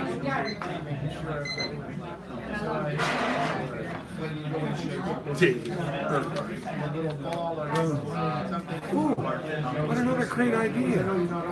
I could have it showing the window backwards.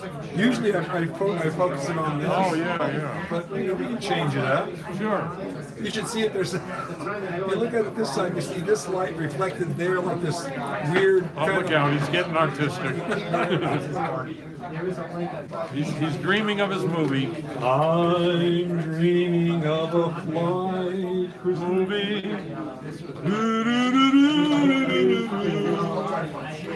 Where the brains get splattered and dough gets.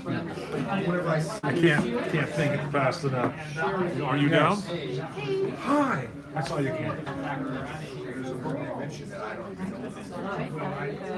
After the break, yes.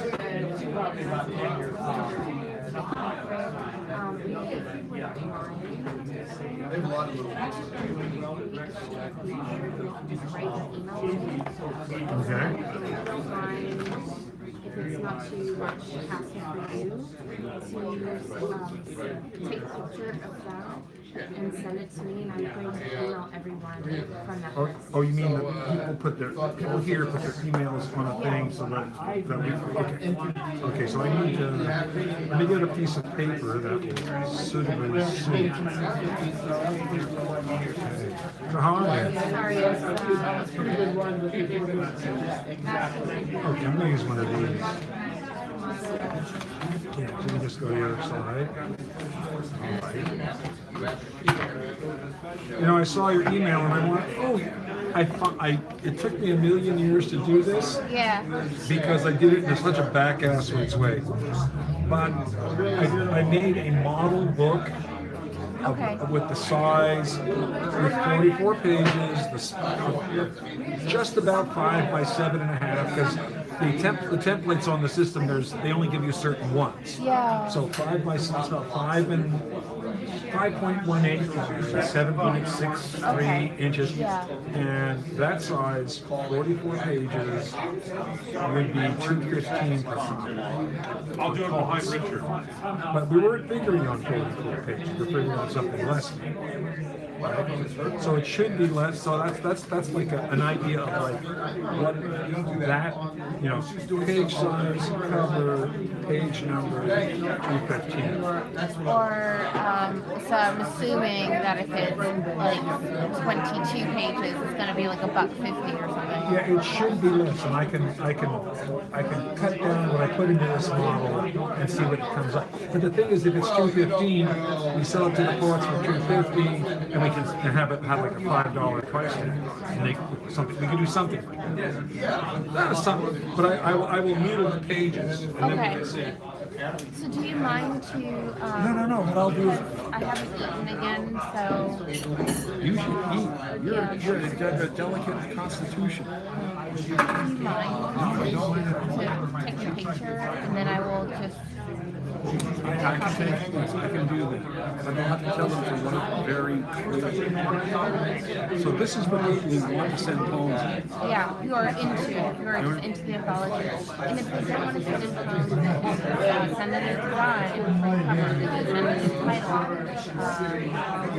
And also, I'm just gonna like put a little paraphrase like if you when you send an email back, like please keep it very brief because all of us have full-time jobs. And in an emergency, if something happens and you don't put your name on here, they can send me the email and I can forward it. I'll be like, send it to me, I'll send it to her. Just Well, you know,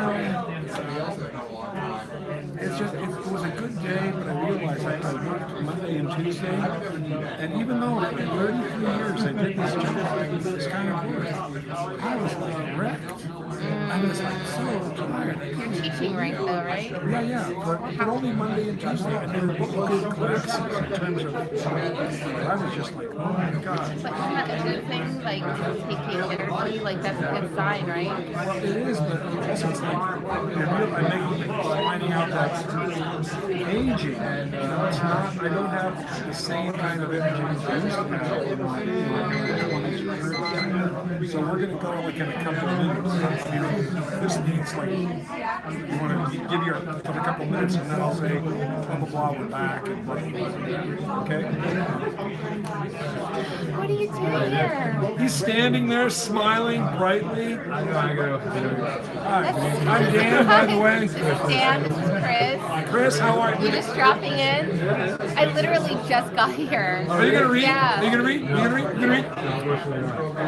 Are you gonna read? No. I'm It's saying all right. hi. No, just good to see you. That's so funny. Yeah. I'm very sweaty. Yeah.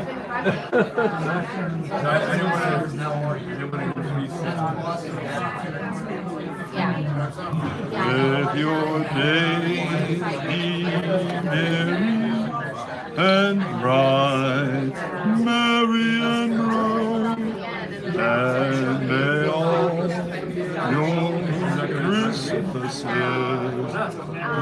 Why? Jesus H. Christ of a freaking hammer. I'm trying to be insulting. You're not even getting bothered? That's a good sign. I can't hear anything over this much background noise. I hear next to nothing. Well, you're next to nothing, all right. Yeah, I'll say that. I'm next to nothing. There's an old Jewish joke. I'm with stupid, yeah. No. It's basically, I'm with nothing. It's a long. The punchline is, this one guy gets up and he's so impressed by the rabbi's talk that and he's a extremely minor person in the community, and he gets up and says, "Oh God, you are everything, and I am nothing." And the cantor says, "Look, thinks he's nothing." Yes, I've heard that one before. That's a good one. I love that one. Look, I like thinks that he's one. nothing. That's a good one. That's a metaphysical joke. Yes, I know. Do you ever metaphysical? Yeah. Probably too many of them. Yes.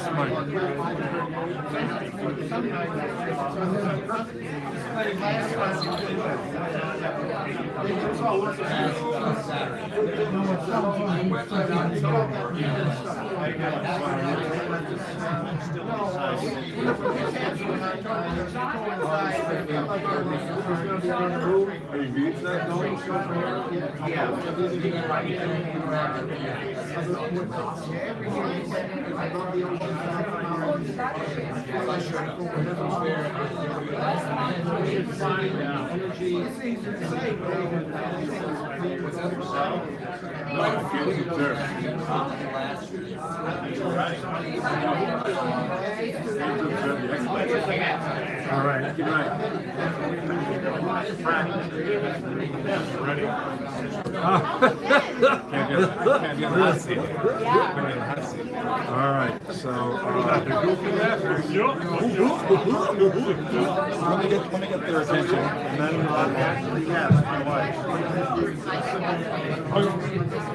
I was going to do something silly, but I won't.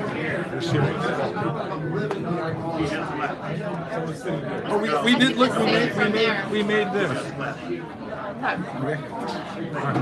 And Dan.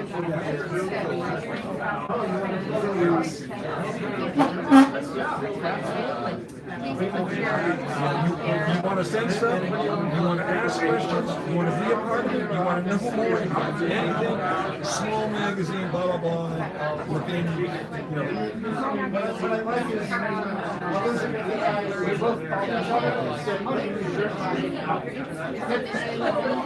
Everything. Okay. I'm the emergency email. If you don't do this, send me something. So it's like general run. So you want or you want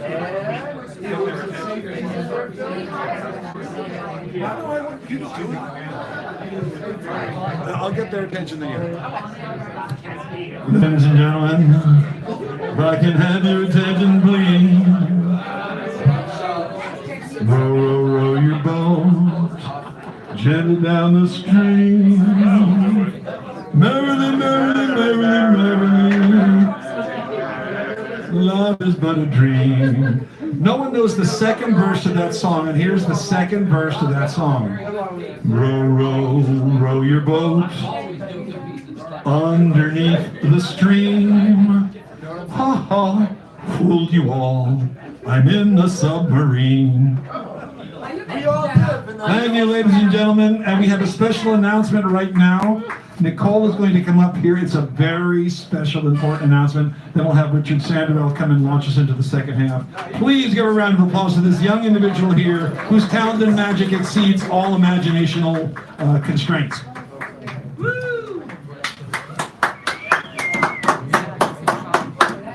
All right. Hi everyone. So Please. just for time's sake, I'm going to keep it very, very brief for everyone. Some of you know me. I'm kind of a regular here, I guess, by You are now. a regular here. Yeah. So a group of us decided that we wanted to get a collection of our work together, a literary journal or anthology, if you will. So if you're interested in participating, you can submit about up to 2 or 3 poems. If you were here a few weeks ago, the Poet Talks, it's going to be the size of about 5 by 7. And we're going to have a design and a title, and of course your poems, and it'll all be done by raffle. So if you're interested in partaking, this is the first time that Cesar is doing this right now in 2018. I believe it was done before. If you're interested in submission info, due dates, all that. Anything. You want to help out? You want to be in it? You want to Put your name on this sheet of paper with your email. Just the last thing is that you'll receive an email back from myself, probably from Dan Antoinette. And if you have any comments or responses, please keep them very, very brief, okay? But we would love to have your work so that we can have a collective of our work and share it with each other and possibly with others in San Francisco. Thanks. All right. So this is, it's going to be great, simple and great. So I'm going to take this is the sign-in sheet. I'm taking this, and just make sure your print is clear. Otherwise, it'll go. And if you can't remember anything or you don't sign up on this, you can send me an email, and I'll see to it that it goes to the right place. So there you go. Just name an email if you want to be in, ask questions, anything. And now Mr. Richard Sanderell. Give him a round of applause here, please. Backed up, or with, rather. Mr. Ray, the wife. All right. Well, I'm going to read this first. This is a quote from Jack Spicer. Somebody, I think, did this a couple weeks ago. I forgot who, but it needs to be read again. This is from Jack Spicer. My vocabulary did this to me. The quote is, "I cannot accord sympathy to those who do not recognize the human crises." Yes. Now, no time. Now, some of you know or may not know, I'm a Vietnam veteran. This country sent me, and it was Democrats as well as Republicans that sent me to kill men, women, and children. So I do not accord this country much. So this is my piece called No Time. I have no time for the right, the left, the center, the pacifist, or the religious. I have no time for the right, left, because all they want to do is proselytize. I have no time for the religious, for the same reason. I have no time for the pacifists because all they want to do is yell peace, peace, peace, but don't seem to be able to do the hard work to bring about peace. The step left out, and the hardest, is reconciliation. I have no time for the center because they think everything is all right. In the end, the only thing I can believe in is myself.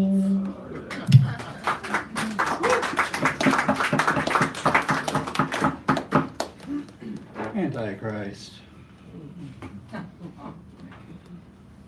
When I say Resident George, I'm talking about the people who occupy the White House. None of them are my president.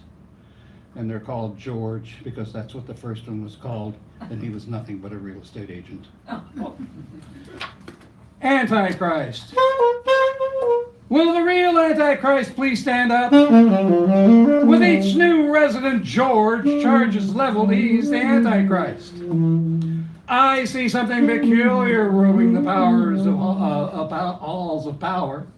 Usurpers throughout, claiming power for themselves, their bosses, when it used to be for and by the people.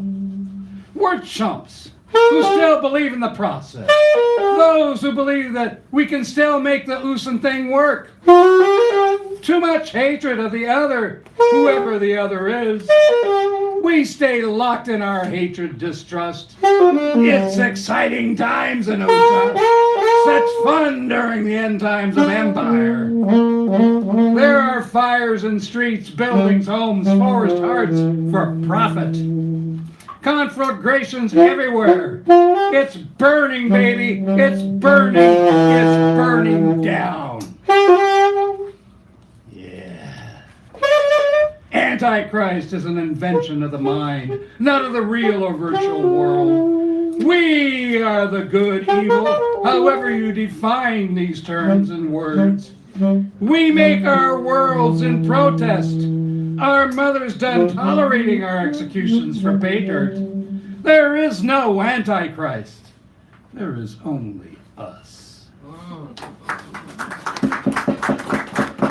And the last one for this section.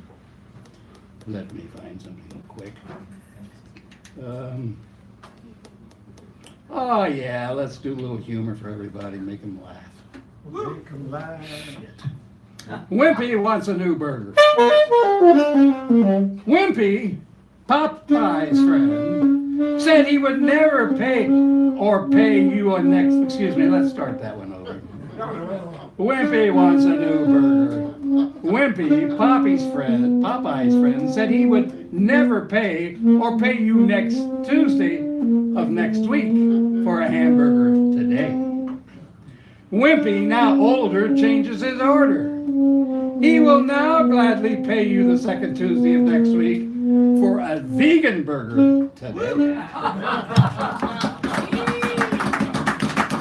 Third right. Mr. Sandero. Third right and Sandero. And I'll be back at the end. You want me at the end too, Richard? Or Oh, yes, I will. Elizabeth, this was left over there. I think that's someone's phone, and then that's the copy. And now, Britt Peter, ladies and gentlemen, give him a round of applause. And after that, we got Buford, and then we got Kayla, the mini teacher, Roderick, Tom, Astro, and Roberta Flack. Okay, steamy windows.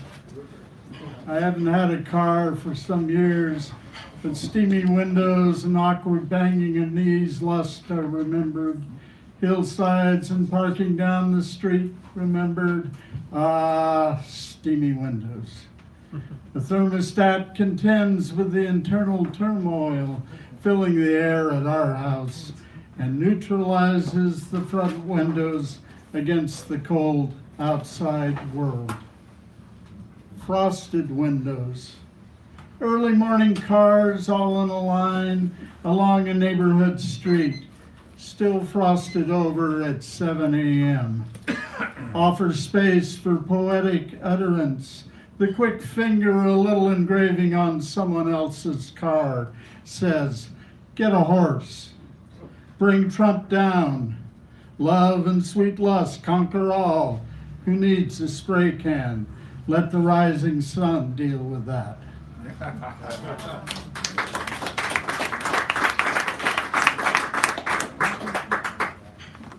And I've got a poem here about a great ball player that passed on a week or so ago.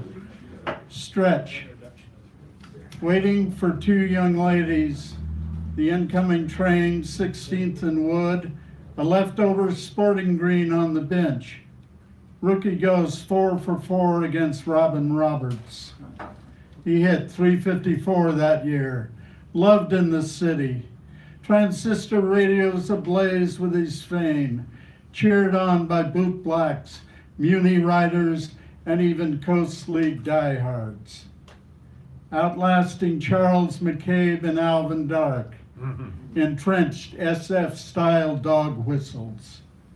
The 450-foot pop flies bringing rain. Cleaning up around first base, the thundering liners through the mound. The insistent 3-2 counts. The calm stance at the plate. 521 homers with no juiced additives. 20 years into it, a sweet 280, a winning double going out the last game. Recently, the smile through the window at second and King, he'd be there even for the bad games, the cold nights.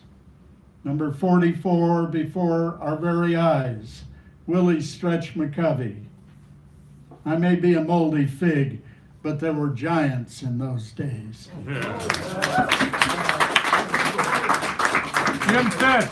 The mighty Jim Fitch, ladies and gentlemen, give him a round. And we have Buford. He's right there.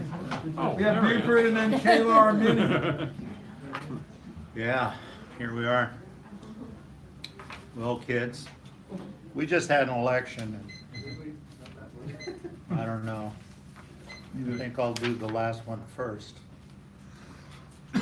How deep are the stupid? For I would not wade there, they are too deep. They rise up like a legion, like a storm surge, waves run amok. Or is that run a bishop? I don't know.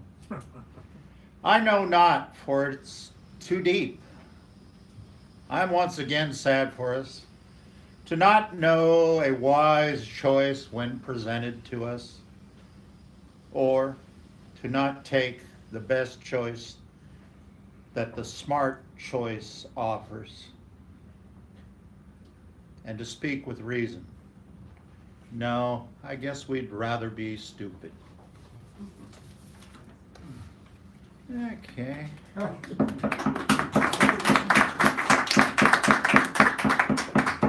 Now, you know, I wrote that a few years back. Well, actually, quite a few years back, and Was that during Bush the Lesser's reign of yeah, terror? one of the Georges, yeah. Yes, one of the Georges. One of the King Georges. And, you know, lately, there's been this thing over the Supreme Court a while back, shortly, and the this is commentary on the poem.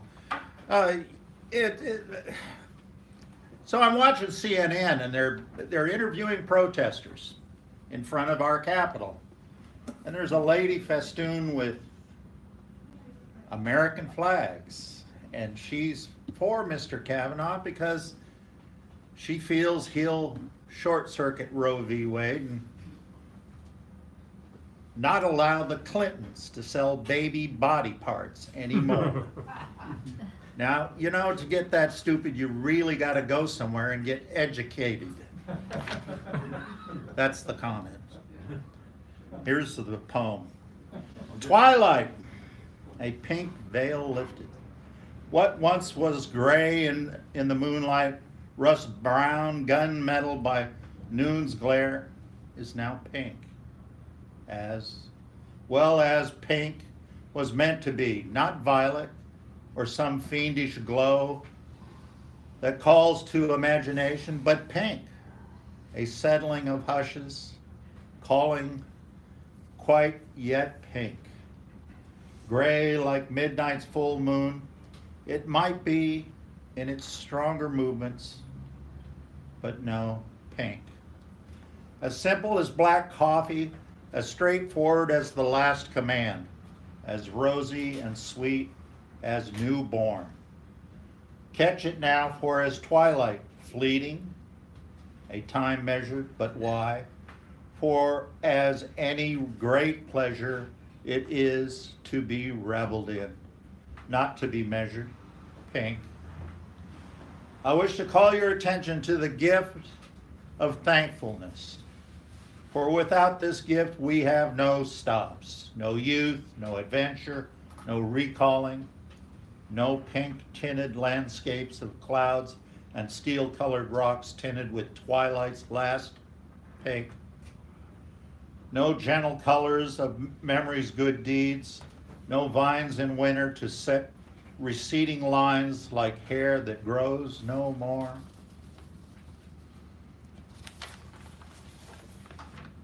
On hills set only for winemaking, we will flush, and with that color and cool breezes, our purified thinking, free in the last day of light, to places where pink was safe from the midday sun, our memories ashore,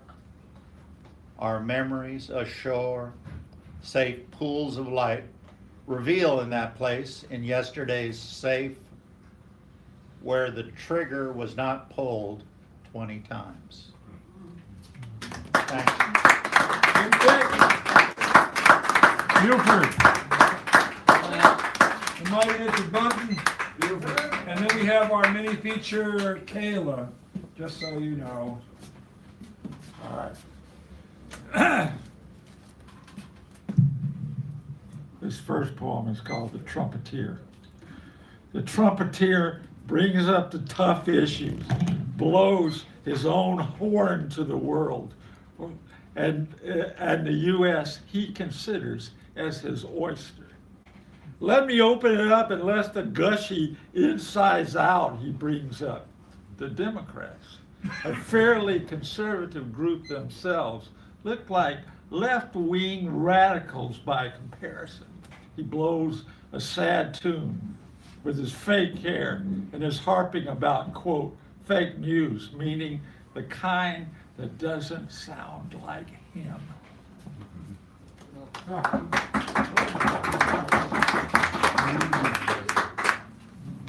This is called Students. Students wait for me to wake them up a bit. Some will never wake, the sleepiness of autism, their mantra. I go for break first among us workers, having arrived early. I've turned the classroom key over and began the day. There is a short, stocky boy who has Down syndrome, a tall, heavy girl who shakes her hand frequently, and a challenged a boy and his challenged girlfriend whose speech is who has a speech impediment, having just had a new haircut with particularly white wall sides on his head. And my two especially assigned students, a boy who doesn't talk but grunts occasionally, who sits on the floor rather than on the couch where he sits by his girlfriend, who also has Downs. They fully occupy this sofa. This is the small yet lively class where my students begin at 8 a.m. in the morning, and I stay there till 2:30 in the afternoon with them. It's a tiring yet fairly interesting gig. Thank you. Give you a big round of applause. And now our special in the second show, our mini feature of the evening. Kayla, will you kindly come, please? Give her a nice round. You can talk on the mic.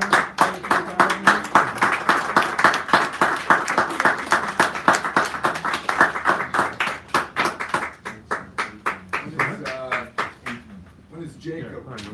Huh? What is Jacob read? Jacob, he's about like 25th, we're on number 17. 17 is 25.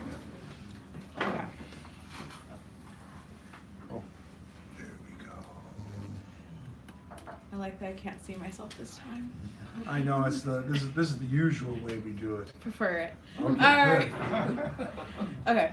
All right. Looking outside, staring at dead flowers in a mummified state, and I hear a coworker calling my name. I snap back and realize I was drifting away from my body again. I look down, examining my coffee, the contrast of bright white porcelain and dark, rich black coffee. Captures my attention for a moment before I notice splatters. Wait, am I doing something? Closer to the mic. Got you, please. thank you. Thank you. Before I notice splatters Much of better. coffee on my blue and white striped linen shirt. Though it's the middle of winter, I had to wear the diaphanous shirt because all my other shirts remain in the dirty clothes pile, which is growing exponentially with each passing day. Sometimes I feel like I'm dead as those flowers outside the office window, like I'm no longer present on earth but drifting in a sea of infinite white light, as if stuck in a space between life and death. My coworker has now placed a hand on my shoulder, and I notice that I've been drifting in my own thoughts again. I wonder how long we've been standing there. I feel trapped in this building. I stare at my coworker blankly, waiting for them to start babbling, but all they say is, "Leslie in HR wants to talk to you." I walk past my coworker, taking one last glimpse at the flowers before heading to Leslie's office and sighing. I walk into Leslie's office and see her cheerful, plump, red face, and all I want to do is punch her in the nose. I want to see how she reacts, see the blood gushing from her nose. As Leslie sits there behind the desk, I wonder if I've ever seen her not smiling. I stare at her face as I take a seat. She seems to always be smiling with a twinkle in her bright olive green eyes. Her smile so genuine. I look at her and say, "Barbara told me you want to speak to me." Leslie's cheerful smile stayed glued to her face, but the twinkle disappears and is replaced with nervousness. She fidgets slightly in her seat. Her chair squeaks. She finally states, "Is everything okay? People have noticed that you aren't completely here." I smile at Leslie with every feature of my face besides my eyes and say, "Leslie, everything's fine. I've just been working hard. Sorry if I worried anyone." Leslie smiles, a reassuring smile. Well, maybe it's time to take some time off. Maybe even go talk to someone. I stare back at Leslie, knowing that work is the only thing that is keeping me together, the only thing getting me out of bed, the only part of me that refuses to give up, because I know I'm one step away from falling apart. I learned a long time ago that I don't have the luxury of falling apart like Esther Greenwood. I need to work, I need to feel in control, because it was the only thing I had control over in the world. I open my mouth to state a thought, but decides I'm sitting in the HR department that I'm trying to prove that I'm emotionally stable. But I start to ramble anyways.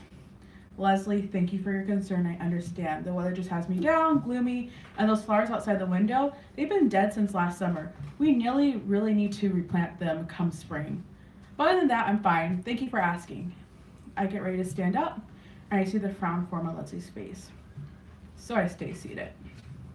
Leslie looks at me, unsure and uneasy, and replies, "I would like you to talk to someone and take some time off." I cringe, knowing that I can't go out, knowing that I cannot go without being paid for too long, without reaching out for help. But knowing that they're being kind. It's not, oh sorry, apologize, something just popped up. It's not that I had not at one point been good at my job, but lately I had not been fully invested. I came to work and I was physically present, but my mind drifted back to space. My mind remained adrift throughout the workday until it was time to leave. Then I would drive home on autopilot. Nothing is more scarier than getting to your destination without knowing how you got there. At work, my emails, paperwork keep piling up. I keep forgetting about the meetings and deadlines. I know my performance review would not be kind. I'll take the time and see someone. Can I just take vacation time? I whine like a child, knowing that this was not going to help my case. I really think you need to see someone, especially since I nod. I know taking the time for house reasons would make me more sympathetic for my evaluation. I exit Leslie's office, head to my desk, grab my black leather bag and jacket, and I leave. Heading to my car, I can feel the tears sliding down my chin. I no longer care. I feel embarrassed. I always felt in life the most basic thing you can do is hold down a steady job, take care of your responsibilities. However, I was failing at the basics of being an adult. I get to my car, I get in, sitting there staring forward, allowing tears stream from my eyes. I pick my phone and dial, press the phone to my ear, listening to the ringtone. I close my eyes and squeeze them tight. Hope by the time it answers, I'll stop crying. Start thinking that she won't answer. It's a middle of a work day. Suddenly I hear her voice. Hello? I respond, hey. Knowing that the phrase may be her least favorite word in the human language. She replies in an irritated manner. You called in the middle of a workday to say, hey? I can see her standing there in her office with rich cherry-colored wooden panels and leather chair. She's probably wearing a tailored suit over her slim frame and coiffed hair jet black with graying streaks, one eyebrow raised, trying to figure out why I felt the need to call her now.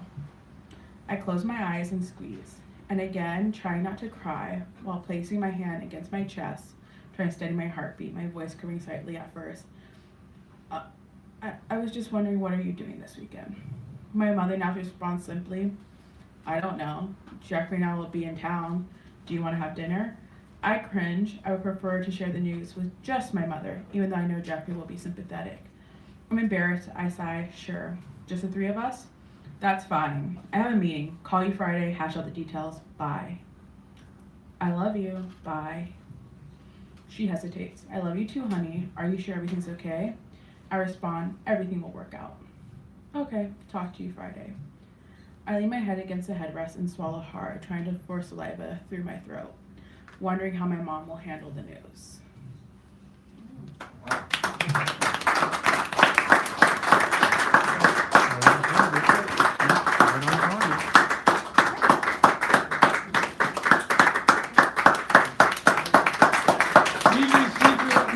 Ladies and gentlemen, thank you. Roderick Iverson. Roderick, is this your first time here? Yeah. Last time I was here was in 1978. Well, let's call it the first time, ladies and gentlemen.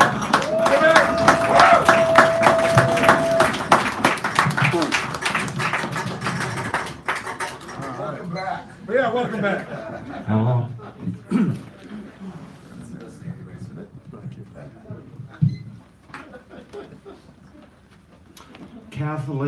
Catholic anarchy. This is not an advertisement for hostility. It's not a crusade. It's under the sun, but it is no spectacle. Spartacus does not appear here. Only the undignified pleasures of the unconscious are all over the place. The disobedience is mandatory. The cannibalism is mandatory. The 7-day week goes without saying. You can ask the most irrelevant queen about the single star, and if she's been savaged enough, she will tell you. There's nothing more dangerous than the mind's cartoon animal. There's nothing more. there's no argument. Ask the coffee grounds why the Shroud of Turin sells for 10 cents at the 7-Eleven. Ask Heliogabalus why our mothers did what they did. Ask the soil why it's so ruffled with the violence of heaven. Stand alone and watch the armies gather. Watch them breathe their restless flags. You can hitchhike from last night's new day all the way to the pole star and be home in time. The Viking curvilinear and the Book of Kells rang the clock on the Roman round. It still rings. It rings still in any Angle's dollhouse. Just another fad of just another day. Yeah.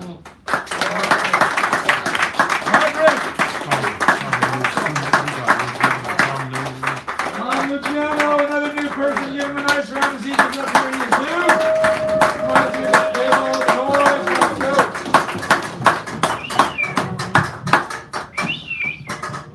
I don't mean to outdo Audric. I know he was here in 1978, but I was here in 1977. So you're not a new person? Not a new person. I'm kidding. That's a joke. I'm sorry. I'm sorry. Thank you for pronouncing my last name correctly, by the way. Well, it's Italian, right? It's Italian. I get a lot of questions about. My last name's Luciano. There's like a waiter came over to my table the other day. He was like, Lucky Luciano. yeah. He was like, are you related to Lucky Luciano? I'm not related to Lucky Luciano, but Serenity Luciano is a stripper in Tampa who is my cousin. Okay, there we go. So you guys, Nice. yeah. Luciano Pavarotti, also no relation, but Dr. James Luciano is a man. I know, he's a famous man. Dr. James Luciano is a man who lives in upstate New York who tells me I'm not funny, who is my father, though, just in case you guys are curious. So thank you for having me here. I'm on a personal and frankly pretty dumb mission of trying to perform in some way or form 100 days in a row. Yeah, and I'm out of town. I'm in from out of town. I'm on day 29, and frankly, I thought this was a comedy open mic. It's okay. It is now. I can do. Okay. Well, it took me like maybe 3 or 4 poets to realize that. I was sitting there in the back, going to myself, "This is a tough crowd. This is a tough crowd. These poets are putting up some pretty good jokes and no laughs." So it's good to be here. I did want to like play by some of your rules of. I know that you guys had a theme of the night called "Of Steamy Windows." Is that what it was? Yes. I kind of just wrote this while I was in the back. So I hope you guys. This is Steamy Windows. I am not smart. I am not dumb. I'm not skinny. I'm not fat. But I have paid good money to have a small Filipino man shave my back. That is something that I just wrote for you guys. Thank you. And I wanted to share another one of my favorite poems of all time with you guys. It goes, she bangs, oh baby, when she moves, she moves. I go crazy because she looks like a flower, but she stings like a bee, like every girl in history. She bangs, she bangs. And that is from the 1999 hit song She Bangs by Ricky Martin.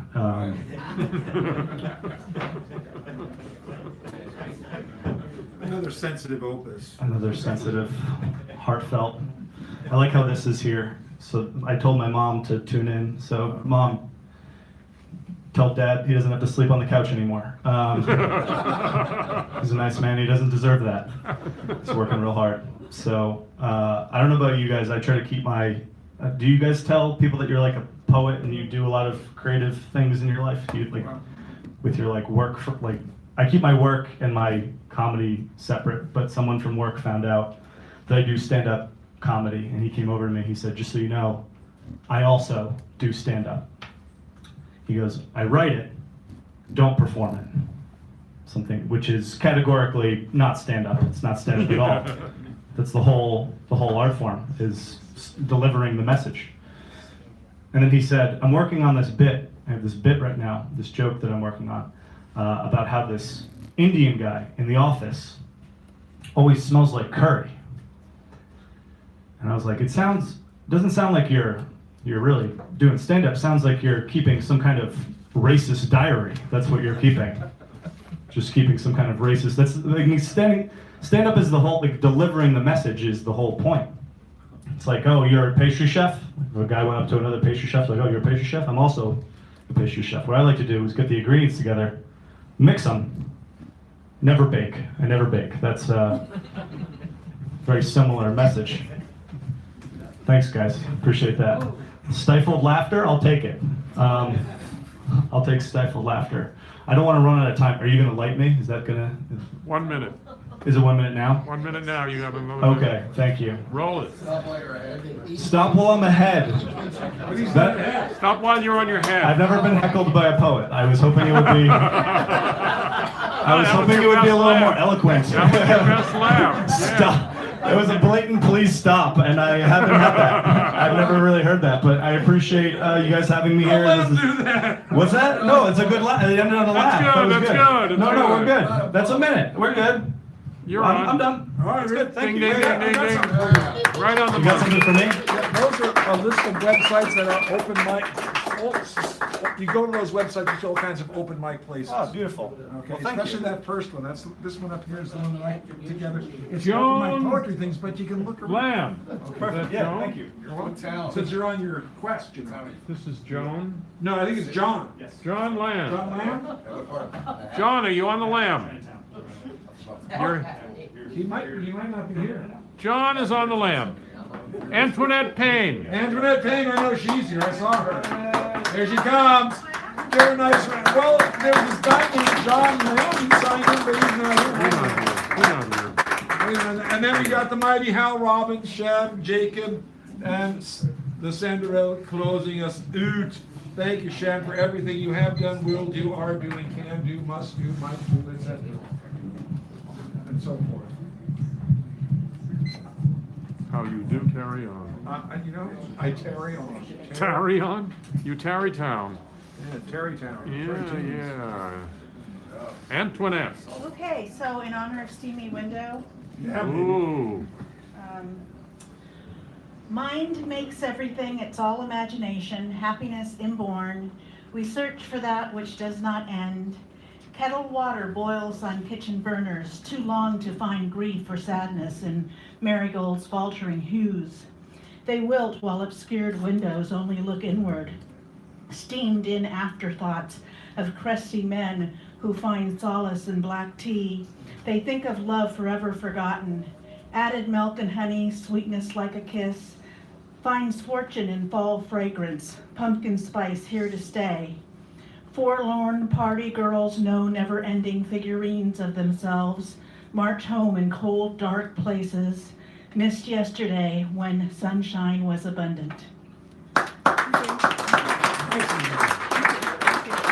I just have one more. All right. Sorry. Wait for me, follow close behind. On city streets we gain momentum.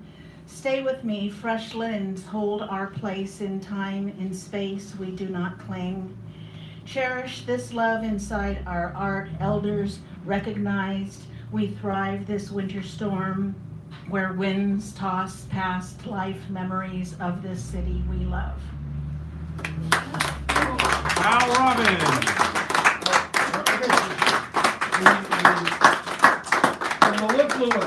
The mellifluous Hal Robbins. Okay. Right. Cell phone.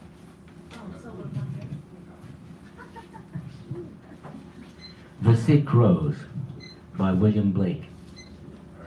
O rose, thou art sick, the invisible worm that flies in the night, in the howling storm, has found out thy bed of crimson joy, and with his dark, secret love does thy life destroy.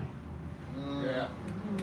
In the late 80s, I worked on a monster movie for a Hong Kong company, and I got that into the script. And it was shot, but it was cut. This is also by William Blake. A poison tree. I was angry with my friend. I told my wrath did end. I was angry with my foe. I told it not. My wrath did grow. And I watered it with fears, night and morning with my tears. And I sunned it with smiles, and with false, deceitful wiles. And it grew both day and night, till it bore an apple bright. And for my foe beheld it shine, and he knew that it was mine, and into my garden stole, when the night had veiled the pole. In the morning, glad I see my foe outstretched beneath the tree.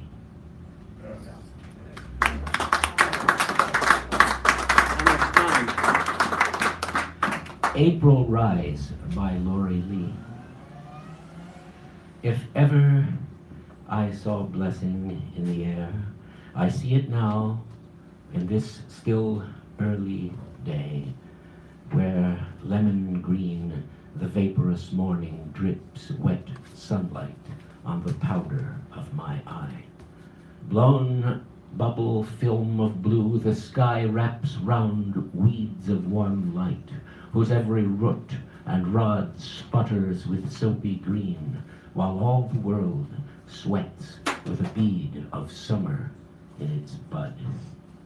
If ever I heard blessing, it is here where birds in trees that shoals and shadows are splash with their hidden wings, and drops of sound break on my ears their crests of throbbing air. Pure in the haze, the emerald sun dilates. The lips of sparrows milk the mossy stones, while white as water by the lake, a girl swims her green hand among the gathered swans. Now, as the almond trims its smoking wick, dropping small flames to light the candled grass, now, as my low blood scales its second chance, if ever world were blessed, now it is. Thank you. Jim. Sharon has the attribution, Chief. And where's the sign-in, the thing with the? Yes, sir. Yeah. Does anybody else want to sign on that for the upcoming little booklet? Okay, then hand it to him over there. You get that. Get 2 or 3 palms, and we'll make sure you get all the information. Did you call my name? Yes, you Shem. did. Write him. No, we called Shem. Sorry. Oh, Shem. okay. Hi. Hi, Shem. How are you? Hi, Shem. All right. So Steamy Wind. I didn't know what the theme was, but I'll just kind of make it happen.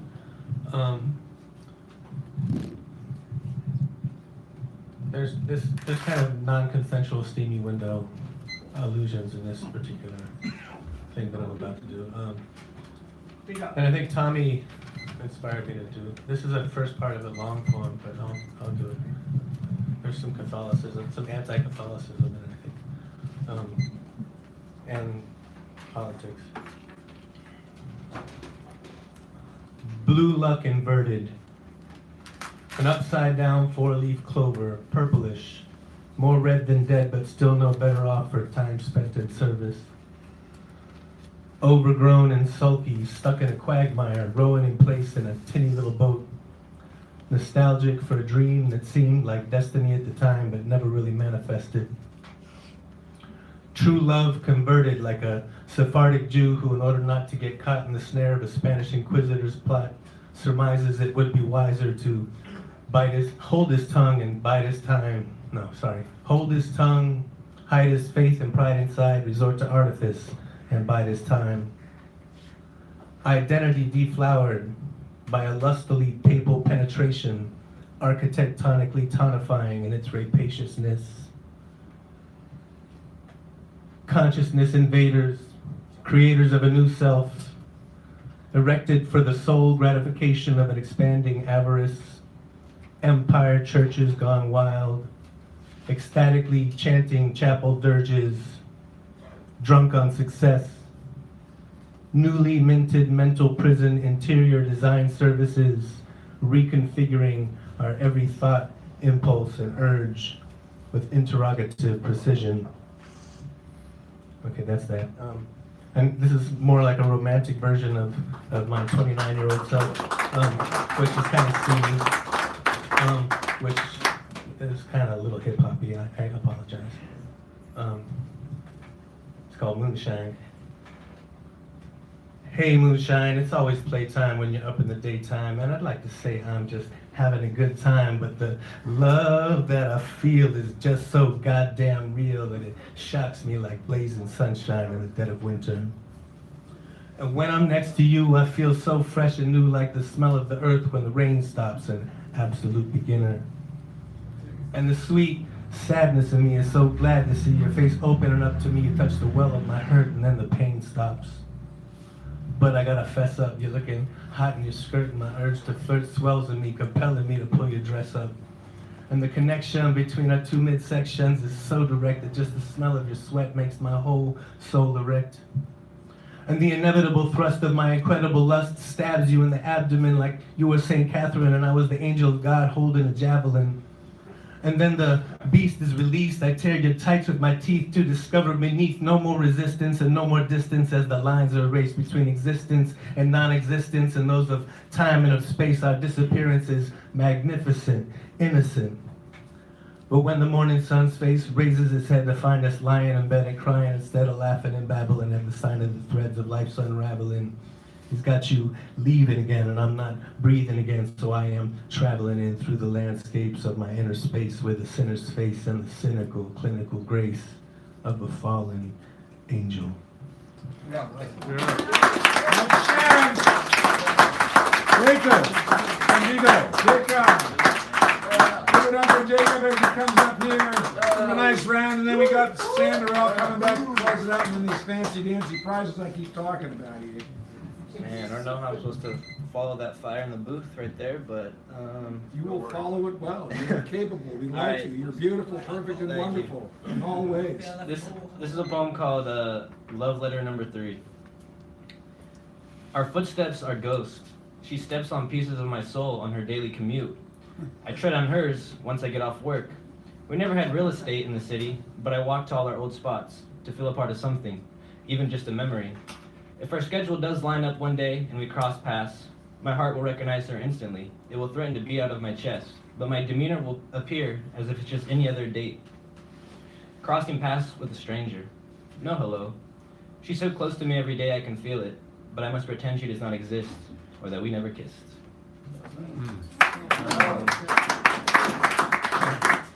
This one's called San Juan Nights, which I wrote in San Juan del Sur. Weed harvest in Ometepe.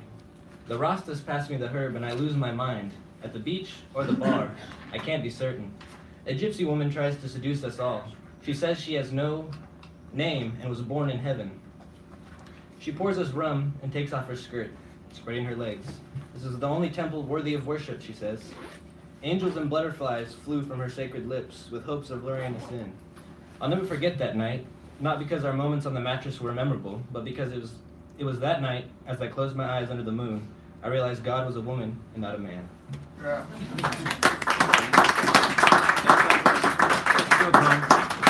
All right, and you got 3 minutes. Okay, and in Nicaragua, there's a poet by the name of Ernesto Cardenal, who I believe is probably the most influence on me as a poet.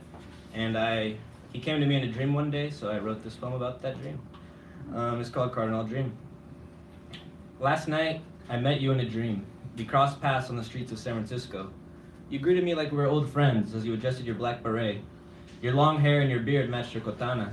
Nicotine clouds were born from your cigarette as you leaned on one of the murals in the mission. The mural showed Latinos with palms wrapped in shades of blue and green, which resembled the nuances of the motherland.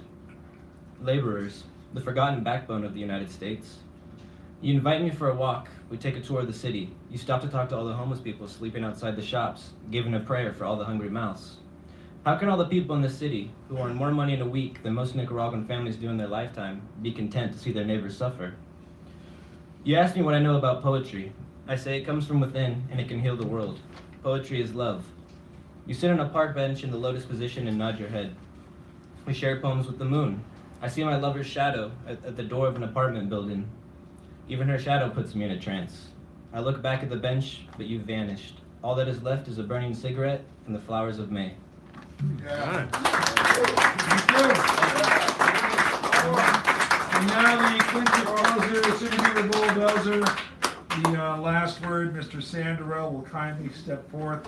Then we'll take care of all these wonderful prizes. If you did want to sign it to get more about the little anthology we're putting together, please add your name to this, or if you forget, or you can just write me and I'll see to it that it gets to the right place. As I like to say, we are here. Oh, here you go. There you go. Thank you so much. Clear off.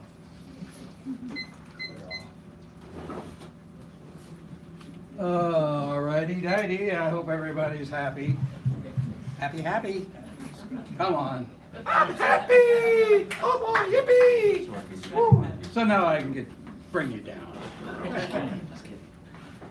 All right, first one's,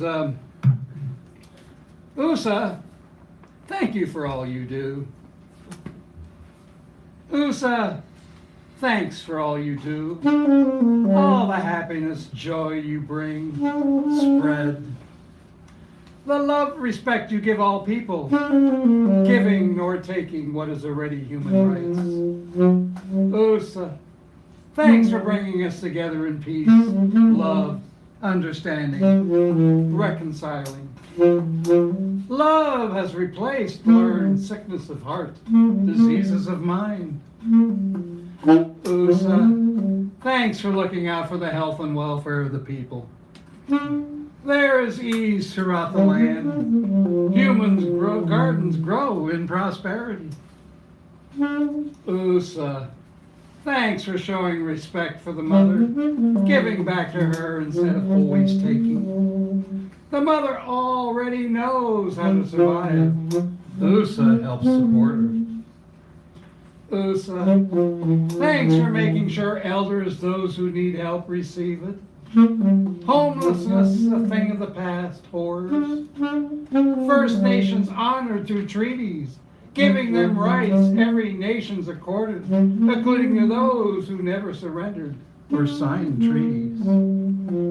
USA, thanks for not interfering in healing, mending the hoop, the four directions, the four colors of humanity, Father Sky, Mother Earth, male, female. USA, thanks for giving my daydream, but none of above is true. Truth is its daymare where utopia will not be attained, nor can it be. USA, with all its energies, will thwart any attempt. Anyone?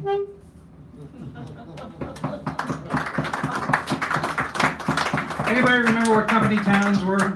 Oh, yeah. Yes. All right, well, we have. I owe my soul to the company store. Yeah, well, stop. We may have some new company towns coming our way, folks. Who've claimed they hate corporations, but the first place they shop are Whole Foods, Amazon, Uber, Lyft. Tell me, young ones, lie to me. Tell me truth. Tell me no truth. It's what the empire teaches us. Do you really hate these corporations? Walmart first destroyed small downtown businesses in towns all across USA. The people went shopping willingly for cheaper prices, killing their downtown community. Now Walmart wants to bring back your community. You do remember community. New communities will only be corporate communities. Walmart wants to build a downtown around their stores. Build small businesses around them to recreate that downtown feel. Perhaps they will build housing as the company towns make their comeback. Reminds me of the song 16 Tons. Some people say a man is made out of mud. A poor man's made out of muscle and blood. Muscle and blood and skin and bones. A mind that's a weak and a back that's strong. Another day older and deeper in debt. I owe my soul to the company store. As things go, we will all be working for the company store. From cradle to grave. Bravo, Walmart!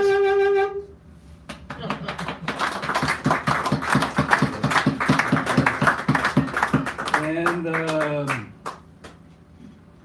this, for all you do, we did that. Let me just cut it short because I don't know where the hell the other piece went. And I ain't spending all day because people gotta go. Well, maybe I'll do this one. How can you tell me? How can you tell me? How can you tell me not to be violent? That abortionists are baby killers. Who are the baby killers? Who are the violent? Save me from my strange thinking, actions, twisted views of murder violence. You always want what you can't have, so you'll do what it takes to get it. Have nothing but time. For you, thuggery is juvenile. Much stronger than that. Got bigger guns, firepower. Bring it on, you say. Like Nixon made everybody think he was crazy enough to pull the trigger. Now is the time to tell me, give me an accounting and acknowledgement. You certainly put poor people through it. Now it's your turn. How does it feel to be How does it feel to be babies, children's, young adults, elders, killers, when all you do is see the green? Give us an accounting. What does it cost humanity? Acknowledge, screw the masses. You have the better things to do. It's your motto. You let us spill our sweat, blood, while you plunder ours and theirs treasury. Take what is theirs, now make us pay for it. Yeah. How is it that you can tell us how to believe? Oh, that's right. You passed laws legalizing the illegalities of your actions. As you walk on the lake, a tempest seems approaching, boiling, roiling, giving warning. Better get away, or the sweeping whirlpool emerges, coming to suck you down that hole where you'll no longer tell us.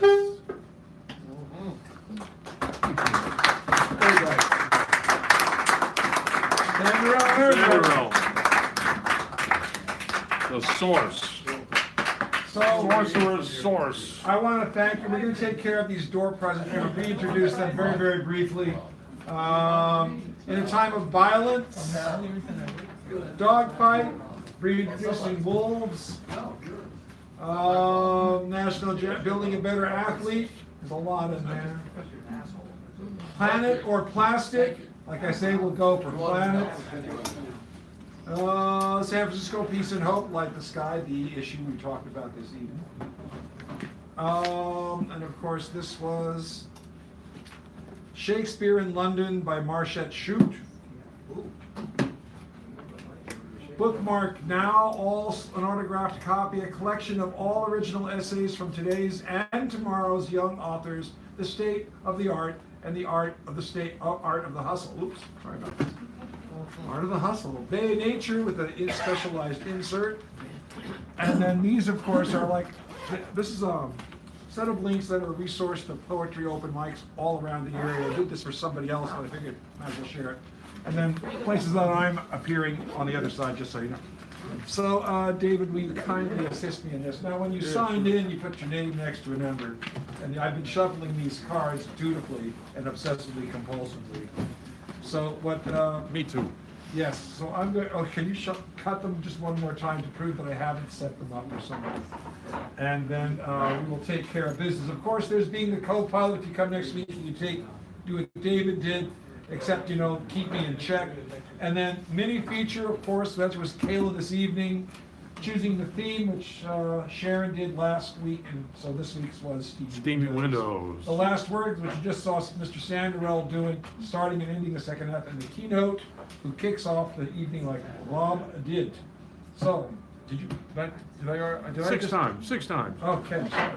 Who is number 16? Number 16 Number is 16. Buford Bunton is Buford our Bunton, first winner. Evening, Mr. Bunton. Anything you might like. Ah, Mr. Buford Bunton to lead a mini feature, for God's sakes. All right. And then 12. Number 12 is Peace and Hope. It's the whole. Oh, if you were if you're from that, come on up. This would be There's four of them. This would be the people. This would be anybody who the four people. Are they here? Yes. And then they should come up and get one of these. Get one of. Yes, the feature was called, and that means the feature, Oh, which my is goodness. Elizabeth. You are also one of these featured people. There it is. Shakespeare. Yeah, I haven't looked in that. I collect books that people give me. Because I just read a book by Paula Meehan, and Evan Bullen is well-known from Ireland. No, thank you so much. You're welcome. You got something. Yeah.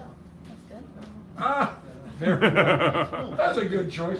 Who's 23? 23 is Hal Robbins. Oh. Ding dong, ding ding. Huh? That's you. The keynote has been taken. Thank you. What has been? No, you are it. You are it. You are the it. keynote. Okay, yeah, that's me. Keynote. It's 26 you're next? No, that was. Yeah, 26. Sanderell, Richard Sanderell. Thank you, Hal. Stephanie always donates. Yes. Like the, Sanderell. almost which I take. Sanderell. Stand around. Stand around. Stand around. Calling Dr. Howard. Dr. Fine. Dr. Howard. That's the Three Stooges. Theme, the last word. Dr. Howard. That was Mo. Oh, Practice good. by Shea. Oh. Bring it Klein. Okay. That was. And I'll read it from my computer. Burley Klein. Ding, ding, ding. For those who don't like it, leave it. I'll be sure to miss it. Numero uno, Rob Rob. Moran is not here. I think he departed as per unusual. Number 20 is Oh, that was a person. Invisible. That was invisible. Number 14 is Brit. Brit. Chris Peter, for God's sakes. Come and take what you want. I should stop. Stop. You can co-pilot, you can choose the dream, you can take a book. You can take a magazine. That should be good reading. Number 12. Owen Dunkel. Owen Dunkel to the poetry mic. You know, I. To the white discourtesy phone. Thank you. How's that? That's good. I'll take one of these. Well, that's not a prize, but you can take it anyway. No, you can take one. I mean, it's just like, but that doesn't count as a prize. What a prize! What a prize! Yeah, do that. That's enjoyable. National Geophysics. 24 is Gem. Ain't that a sham? My tears fell like phlegm. Sorry. Slap yourself, David. Or Jen. Gem, come on. Gem. So you can do the co-pilot, choose the theme, or My clothes store at the Oh, sweetie. Choose the You theme. can co-pilot. I could choose the theme and then I don't have a lot. You look busy like, you can see it. That's what I thought. And then I have to think of something. well,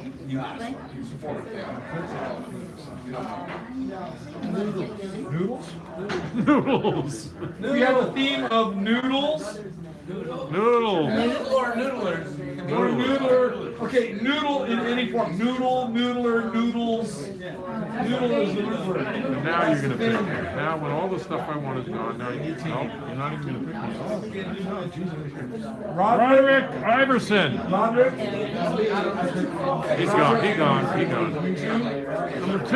Paul. Paul. 8. You're just missing me. Sharon. That's what fish. How do you get saying? What did you want? I want love and affection. What do you want? I want $500 trillion in a spaceship that takes me everywhere I want to go. I'm going with you. I'm going with you. I just thought of that on the spare of the moment. On the spare of the moment? No, my brother used to On the strike of the hour? He used to say it The was spare of the moment? He used to say the sperm of the moment. Oh, on the sperm of the moment. I like that.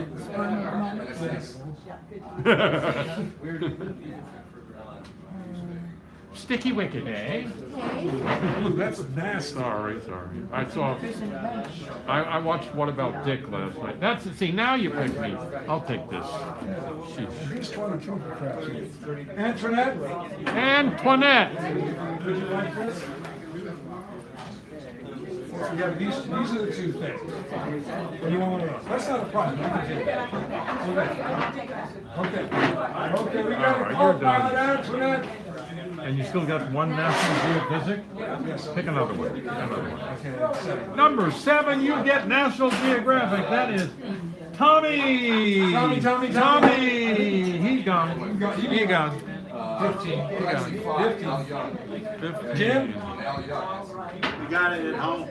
Does anybody want a National Geographic magazine, please? This is the last one we gotta go. Soul Italian. So you thought I was gonna say American. Sanderell. Again. That's all right. Thank you so much. Gotta go to the bathroom. See you later. Doesn't want it. Come on, does anybody want? This is a great magazine. Freebie. Like a magazine. Freebie. Come. Take it home. Sell it It's next week. educational. Telly, take it home. Sell it next There week. you go. And if you don't like it, you give it to someone you do like. Ding, ding, ding, ding, ding. We have a winner. No more calls, please. No more calls. Thank you. And these are the last 2 copies of these. I'm going to leave them right here in case someone wants to please me. White courtesy phone. Come back next week, same bat time, same bat station. Georgette Howington, a kick-ass poet, is going to be here for the first time. And I'll She's a be birder. here. She's a birder. What? How long ago? Yeah. A birder. She's a birder. She's an Audubon. Audubon. Or the blonde. Or the bonbon. Audubon. Yeah, Audubon. There you go. I'm going to turn this way. I think we're toast. I don't think we're done. I think we're burnt. Trained. I think we're burnt toast. Burnt toast. Burnt toast. See You what remember happened? Bert? See what happened Bert with this one? Look at this. See, Lancaster's look, cousin, Bert See, Toast. ding. Hey, I'll Ding. make you a deal. Huh? I'll make you a deal. What? I'll come next week if you'll go do my parent teacher conferences. And Oh, just that would be pretend- easy. Just pretend Your you child know. is beautiful, perfect, everything is wonderful. Thank you so much. Goodbye. Do you do it like, what I would do is I'd have like the most recent math test score data, most recent reading stuff, how often they hand in their homework, behavior rating or whatever, and I have these little things, and then a little packet of here's a writing sample, a reading thing, and I just blah, blah, blah, blah, and the teacher, Wow. you know, like that. But the thing is, like, I made sure they knew how the kid was doing. Do they do their homework? He always does his homework. He never brings it here. I mean, if he's doing it at home, that's wonderful, but I haven't seen it, so that's why he has a 0 for homework. You know, stuff like that. And I would just be pretty much, just present the facts. No, like, and then they'd say, well, what do you think's going on? I said, well, you know, it'd be nice if he stopped beating up people in the playground. That would help. It would help. It would help so much. She said, but I always tell him to hit back. Well, you know, hitting back, that's a wonderful thing, but you know. Not escalate violence. I know. That's what parents say. And I remember I don't know, I've told you this before.